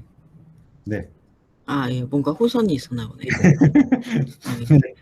그리고 혹시 저기 저 동적 의사결정 요거 예. 그 어드밴스드 시퀀셜 디시전 메이킹 요거 말고 아까 예. 이제 인공지능 분야에서 그 선도하는 세 가지 분야가 예. 앞부분에 해주신 게 이제 자연어 처리하는 거하고 컴퓨터 비전이라 그러셨는데 이 네. 컴퓨터 비전이라는 게 아주 그냥 상식적인 차원에서 예. 컴퓨터 비전은 뭐를 갖다 얘기하는 건지 좀 간단하게 다시 한 번만 설명해 주세요. 원래 그러니까 제가 이제 박사과정이 있을 때 1988년부터 92년이었는데 그때 컴퓨터 비전을 사람들이 디파인할 때 뭐라 그랬었냐면 컴퓨터 비전이라는 게 굉장히 새로운 분야가 돼서 전기전자 컴퓨터 분야에서 원래 영상이나 처리는 이렇게 하는 거야. 그걸 떠나서 굉장히 자유롭게 수학 같은 걸 도입을 해서 자유롭게 우리가 보고 있는 대상을 갖다가 표현하고 다루는 그런 학문이다 라고 했었는데 지금도 여전히 그건 통하는 디파인이라고 생각합니다. 다시 말해서 컴퓨터 비전은 우리가 시각적으로 보는 대상, 그러니까 영상이나 동영상이 됩니다. 그것을 처리를 해서 이해를 하거나, 여기서 이해를 한다는 건 이제 클래시파이를 하거나 객체 인식을 하거나 거기서 지금 뭘 하고 있다를 알아내거나 등등등이죠. 네, 그래서 뭔가 정보 처리를 할 수 있는 분야를 집합적으로 컴퓨터 비전이라 합니다. 그래서 컴퓨터를 이용한 영상 관련 정보의 처리. 처리. 네, 그게 이제 처리를 통해서 지식을 얻어내는 거죠. 네, 그래서 이제 그게 컴퓨터 비전이 됩니다. 그래서 이제 아까 말씀드렸듯이 제일 중요한 사실 응용 분야는 자율주행 자동차죠. 왜냐하면 그게 자율주행 자동차 및 그다음에 자율주행 관련 서비스. 꼭 자동차가 아니라도 예를 들어서 인도에서 발생하는 서비스들도 많이 있잖아요. 뭐 예를 들어서 병원 안에서 쓰는 로봇, 뭐 공항 안에서 쓰는 로봇, 식당 안에서 쓰는 로봇, 뭐 이런 것들. 그건 자율주행 자동차는 아니지만 그런 성격을 갖고 있잖아요. 예, 그래서 앞으로 인도어 및 아웃도어 상황에서 그렇게 이제 시각 정보를 바탕으로 해서 우리가 이제 정보 처리하는 거죠. 예, 그런 건 다 이제 컴퓨터 비전이라고 합니다. 예. 이제 한 가지만 더 여쭤보면 교수님.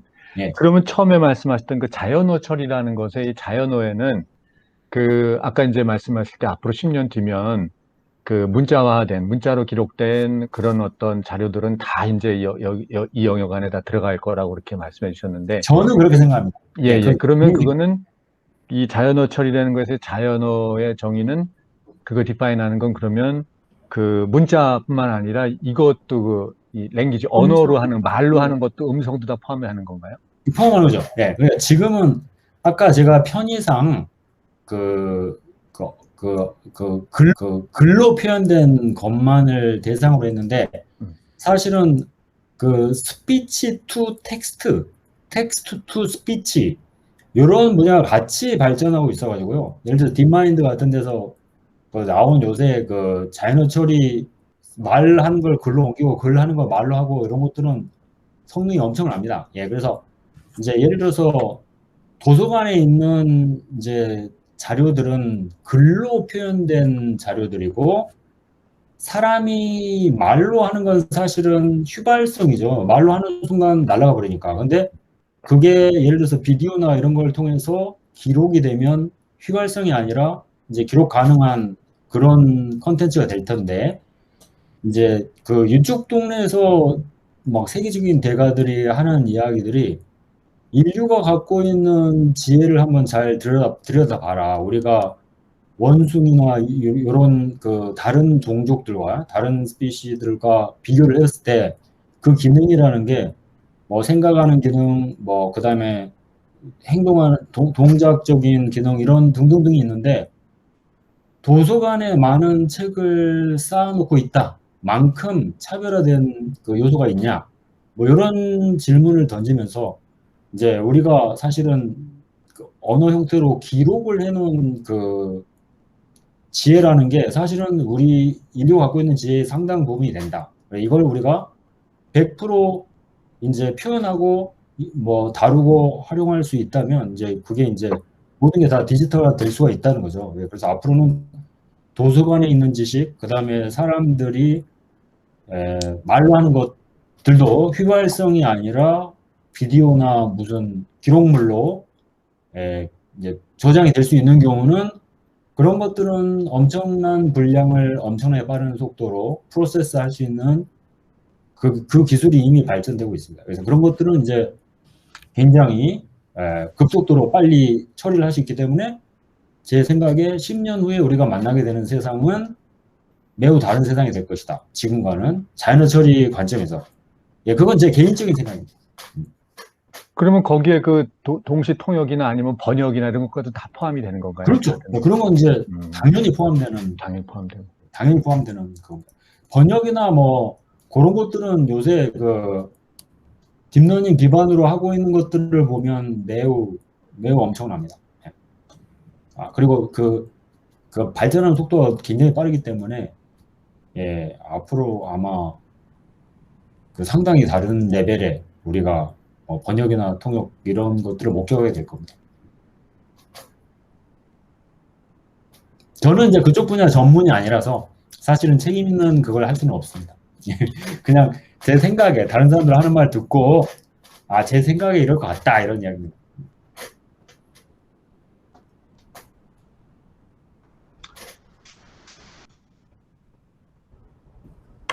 네, 그러면- 그 다음에 강윤재 선생님 하실래요? 아니 네, 약간 조금 정리가 되지 않은 생각이긴 한데요. 아까 그 말씀 중에 뭐라고 해야 되나요? 어떤 알고리즘 또는 이제 모델, 모형 뭐 이렇게 다 좋을 것 같은데 수학이 한 20%고 그다음에 이제 코딩이 한 20% 그리고 한 60%가 상상력이라고. 예, 제 생각이 그렇습니다. 예. 네, 근데 상상력이라고 하는 건 뭐랄까, 그러니까 양적으로나 수적으로 표현되지 않는 그런 것들이고 나름대로 우리가 어떤 전제를 하거나 가정을 해야 되는 그런 것들인 것 같아요. 네. 그런 관점에서 보자면 동적 의사결정을 말씀하시면서 그러니까 뭐 가령 집단지성 같은 경우에도 그게 굉장히 선용되는 쪽으로 이렇게 좀 이제 조심하게 설계를 할 필요성에 대한 어떤 얘기들을 하신 걸로 좀 기억하는데, 예. 근데 이거는 어찌 보면 그 모형이나 알고리즘 자체가 그 내장할 수 있는 어떤 오류나 어떤 편향이나 문제점 같은 것이 있을 수 있다는 어떤 의미로 해석될 수도 있지 않을까. 예. 그러니까 그런 네. 저는 굉장히 중요한 포인트라고 생각합니다. 왜냐하면 딥러닝을 제가 강의를 하거나 발표를 하거나 등등등을 할 때 인공지능을 많은 분들이 오해를 합니다. 예컨대 딥마인드에서 A라는 기술을 발표를 하면 그 기술은 굉장히 절대적인 진리를 어느 정도 담고 있는 게 아니냐 이런 생각을 하는데 아까 말씀하셨듯이 적어도 수학이라는 분야는 전후 좌우가 다 연결된 그러니까 우리가 진리라고 말할 수 있는 그런 프레임을 다루고 있습니다. 코딩도 일정 부분은 그렇습니다. 근데 상상력이라는 분야는 사실은 누가 좋고 나쁘고 이런 것들이 굉장히 주관적일 수 있습니다. 예를 들어서 그림을 그리는 거하고 비슷한 거예요. 그래서 예를 들어서 뭐 추상화 화풍을 그렸다고 해서 뭐 예를 들어서 추상화가 아닌 분들이 저거 엉터리다라고 했을 때 그걸 어그리할 수 있는 다 어그리하냐 그런 건 아니잖아요.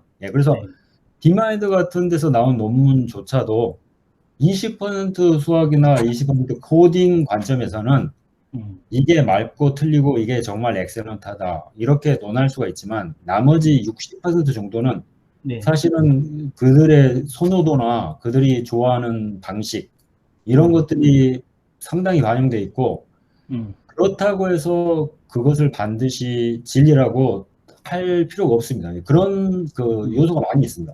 예, 그래서 여기 이 동네도 일정 부분은 그림을 그리는 것처럼 화풍으로 오히려 더 설명이 잘 될 수 있는 그런 요소가 여전히 있습니다. 그리고 앞으로 그러면 이제 수학과 같은 분야는 전 세계에서 가장 수학을 잘하는 영리한 사람이 압도적인 말하자면 권위를 가질 수 있는 분야인데 그림과 같은 경우는 꼭 그렇지는 않습니다.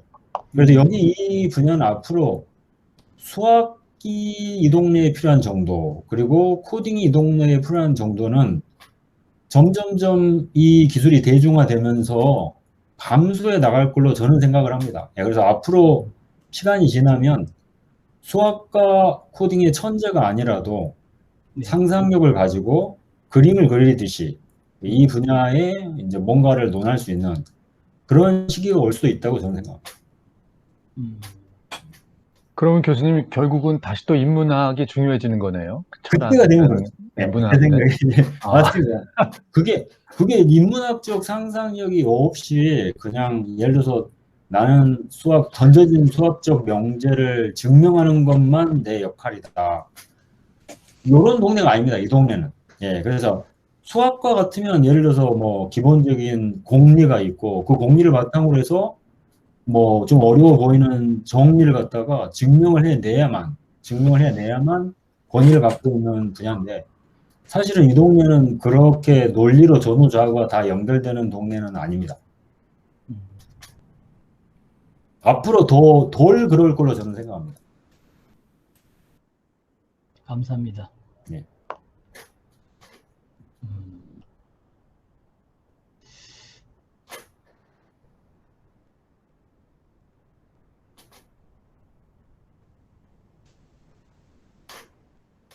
네. 질문 교수님, 네. 네. 아니, 말씀하세요. 네. 아니요. 그냥 다 질문 다 끝나셨나 네. 해가지고. 아니, 이제 박정 교수님 강의 들을 때는 한 10%도 못 따라가는데. 근데 이제 이렇게 그 강의 뒤에 이제 이렇게 하나하나 이렇게 기초적인 것도 다시 이렇게 풀어 주시니까 지금은 이제 아주 뭔가 조금은 좀 이해되는 듯한 그러면서 굉장히 좀 뭐랄까요. 새로 눈이 뜨이는 그런 어떤 희열이 좀 느껴지는데요. 네, 감사합니다. 감사합니다. 네. 그리고 아주 연세가 그렇게 되셨는지 몰랐어요. 깜짝 놀랐습니다. 진짜. 7과입니다. 7과. 오. 79년생이라는 뜻이겠어요. 아니, 7과입니다. 60년생이죠, 60년생. 네. 야, 대단하시네요. 아유. 이제 저도 한 4년 반 있으면 정년퇴직합니다. 근데 그런 비결 같은 게 좀 있으세요? 이렇게 젊어 보이는. 아유, 실제로 공학자만이 가지시는 그런 비결이 있으신가요? 실제로 보면 쪼글쪼글하고요. 그 다음에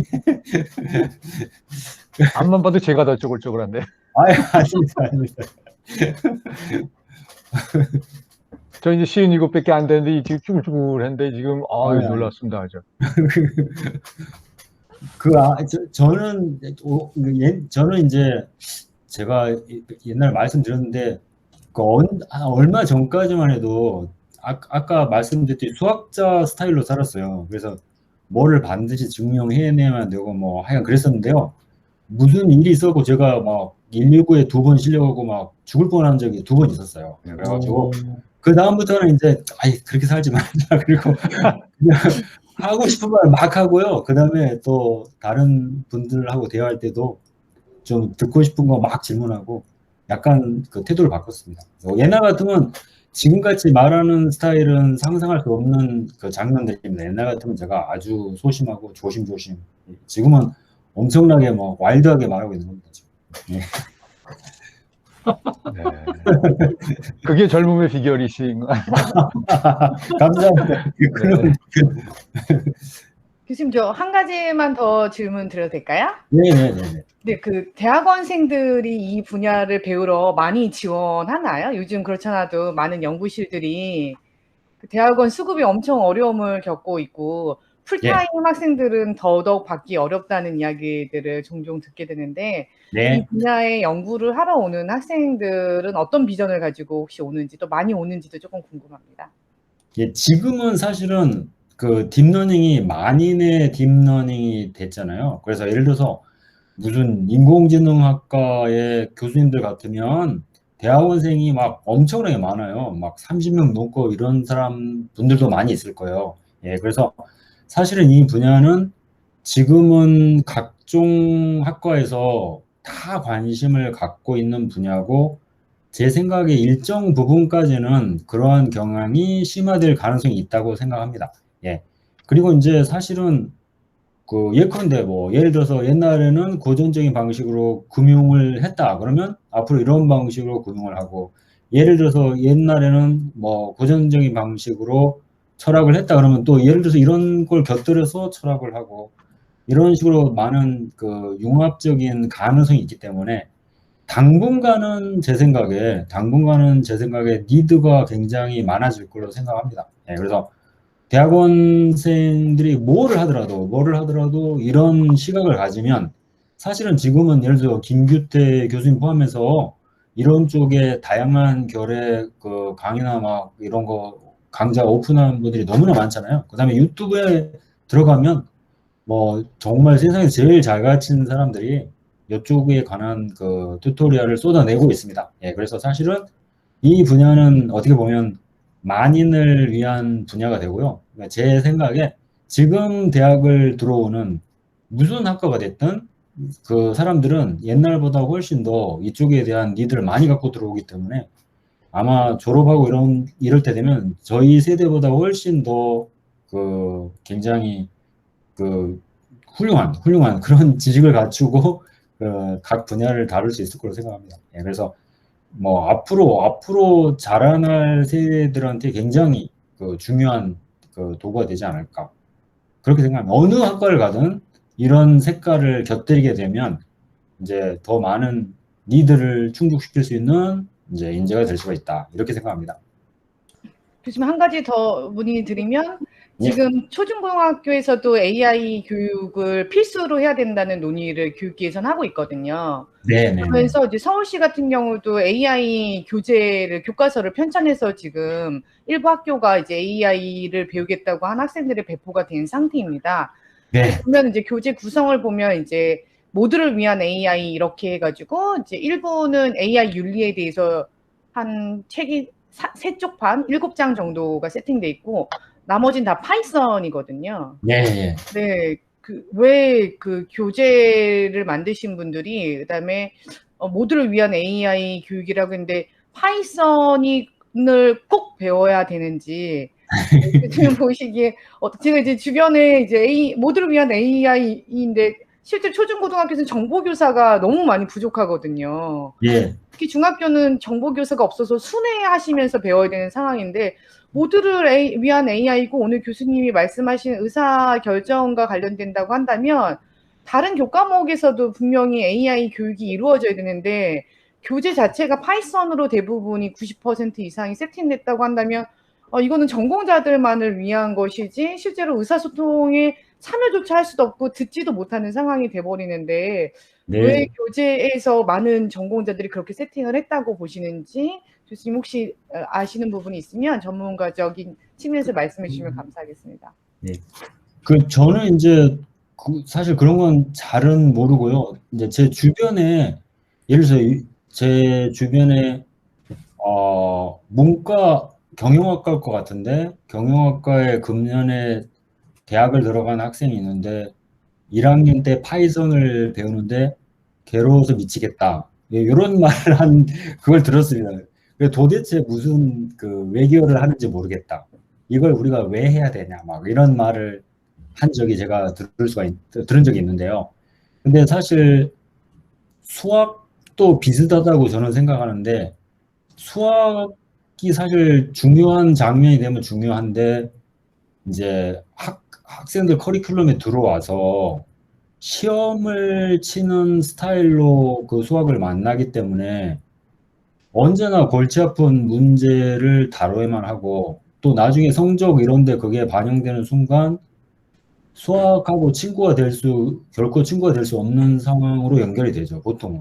예, 그래서 이제 인공지능 같은 경우도 수학과 마찬가지로 수학은 사실은 처음부터 어려운 수학을 하지 않고 자기가 친할 수 있을 정도로 오래 곁에 두고 있다 보면 나중에 이제 필요에 따라서 굉장히 오래되고도 소중한 친구가 될 수가 있거든요, 수학은. 그래서 수학을 어려운 문제나 어려운 숙제를 통해서 배우지 아니하고 자기 곁에 두고 있을 수 있으면 나중에 친구가 될 수 있는데, 인공지능도 처음부터 출발점에서 성적에 반영을 한다든지 코딩 숙제를 어렵게 낸다든지 하는 건 저는 좋은 생각이 아니라고 생각하고, 아까 뭐 윤리 포함해서 여러 형태로 누구든지 옆에 둘 수 있는 그런 그 역할을 하게 되면 쭉 지내다 보면 아, 이게 오래된 친구인데 이 친구가 알고 봤더니 나에게 돈이 되는 친구구나. 이 친구가 알고 봤더니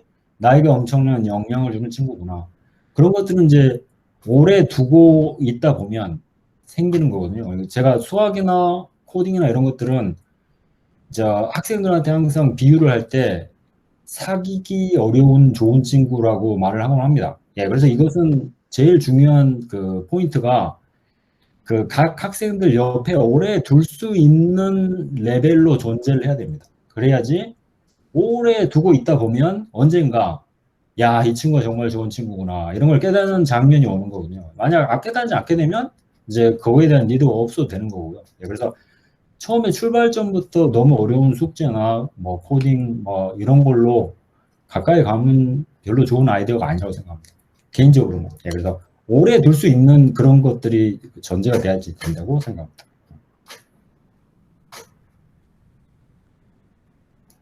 답이 아마 안 됐을 것 같습니다. 예. 아, 네. 제가 그쪽 그 사람이 교과서 저도 한번 보고 싶네요. 한번 가져와 보세요, 이번에. 네네, 이번에 가져가겠습니다. 네. 네. 그 따라서 하면은 우리도 할 수 있는 건가? 너무 어려워가지고요. 그러니까 너무 어려울 것 같아요. 어렵더라고요. 아, 네. 유튜브에도 많이 나오긴 하네요, 파이썬 그 강좌가. 예. 파이썬 그러면- 언어 자체는 사실은 음, 지금 현재로서는 파이썬을 알아야지 딥러닝이나 인공지능을 잘할 수 있다. 뭐 여기에 사실은 맞는데요. 파이썬이 인공지능을 할 수 있는 제일 좋은 언어냐, 여기에 대해서는 이견이 많습니다. 예, 그래서 지금 골탕 먹고 파이썬 했는데 5년 뒤에 가니까 다른 패스가 생긴다, 이럴 가능성은 언제든지 존재합니다. 그러니까 거꾸로 말하면 코딩이라는 개념을 이렇게 어렵지 않고 쉽게 친하게 접할 수 있는 그런 대상을 하는 게 아마 더 좋을 수도 있습니다. 파이썬이 영원한 강자는 아니거든요. 아까 광고 이야기를 하셨는데요. 네. 광고로다 이렇게 AI로다 광고한다고, 특히 이 인터넷에서 네이버라든 구글에서. 예, 예. 근데 여기서도 한국에서도 다들 지금 네이버는 AI로도 하는 것 같아요. 아마 그럴 겁니다. 저는 이제 광고, 예, 그건 구체적인 건 저는 모르니까. 클래시파이드 저는- 같은 걸로. 예. 예, 저는 그냥 전해들은 이야기를 옮긴 것 뿐이고요. 예, 그래서 아마 현장에 계신 분들은 아마 들어와 있을 걸로 생각합니다. 네이버나 카카오 뭐 이런 데는 굉장히 미래지향적인 기술이 이미 장착된 동네라서. 제 근데 생각에는- 제가 이제 미디어 학부인데요. 아, 저희 네네네. 네. 4차 산업혁명 이런 걸 갖다 이제 중요시하고, 예. 우리가 이제 신입생들 들어오면은 글쓰기를 가르쳤거든요. 그래서 글쓰기가 필수였는데, 지금 이제 글쓰기를 안 가르치고 코딩을 가르칩니다, 저희가. 네. 네. 그래서 이제는 코딩도 하고 글쓰기도 하고 하면 좋을 것 같은데. 그 코딩만 가르치는 것 같아요, 요새는. 우리 그래요? 미디어 학생들한테. 그 네. 글쓰기를 자기가 하고 싶은 사람은 하라 그러고, 네. 리콰이어먼트 과목이 아니고, 이제는 더 이상. 코딩은 다 배워야 돼요. 그래갖고, 야, 완전히 저희가 변화가 교수를 갖다 가르칠 사람이 없으니까, 예. 카이스트 나오신 분을 갖다 뽑았어요. 코딩 예. 할 수 있는 사람을. 예. 그런 식으로 다 바뀌는 것 같더라고요. 그래서. 네. 진짜 모든 학과가 다 그런 움직임이 있는 것 같습니다. 모든 학과에. 예. 예. 미디어 같은 분야는 정말 그 중요한 분야라고 생각합니다. 하여튼 뭐 속편 강의를 또 좀 들었으면 좋겠네요. 하여튼 제가 아마 오늘 발표해서 이제 거의 뽀록이 났다고 생각합니다. 아니 우리가 이거 이과적인 뭐 이런 그 코딩이라든지 이런 걸 잘 모르니까 이해를 잘 못하지만은 굉장히 하여튼 21세기 우리가 대전한 팀인데 예, 이런 걸 좀 알아야지 우리가 뭘 얘기를 좀 할 수 있을 것 같은 생각이 들어요. 그리고 이제 우리가 이 정도니 일반 사람들은 더 모를 거 아니에요? 일반 사람은 더 모르는데 예. 그러면 그 일반인을 대상으로도 이거 어떻게 이걸 갖다가 그러면은 교육을 해야 되는 건지 뭐 이런 것들도 좀 생각을 해봐야 되고 예. 또 그런 사람들이 또 어떠한 또 하여튼 좀 그 이해를 좀 해야 일반인들도 이해를 해야 될 것 같은데 이거를 예, 지식인들 예. 뭐 향연이 돼서는 안 될 것 같고 맞습니다. 저는 아까 말씀드렸듯이 약간 그 칠판이 하나 있어가지고 막 수학 약간 곁들이고 이래야지 좀 이제 사람들이 좋아하는 그 스타일이고요. 오히려 이제 김규태 교수님이나 아니면 조금 사실 일반인 분들한테 굉장히 어필이 되는 그거 잘하시는 분들이 많이 있습니다. 어떻게 보면 김지훈 교수님도 그럴 수 있는 지금 현재 그게 있는 거죠. 굉장히 깔려 있는 건데 잘만 연결하시면 더 중요한 역할을 할 수 있을 거라고 저는 생각합니다. 저는 사실 그렇게 하기 힘듭니다. 저는 제가 이제 그 쭉 해왔던 게 있어갖고 그 다음에 또 제가 하는 분야에서 또 리더가 있어갖고 그 사람들도 앞으로 계속 상대를 해야 되기 때문에 저는 완전히 일반인 대상으로 잘할 수 있는 그건 아니고요. 이제 여기 이 범위가 점점 좀 넓어지다 보면 자연스럽게 예를 들어서 여기 과학기술학연구소에서도 그렇고 자연스럽게 일반인한테 더 어필할 수 있는 그런 레파토리를 이렇게 장착할 수 있을 거라고 생각합니다. 네.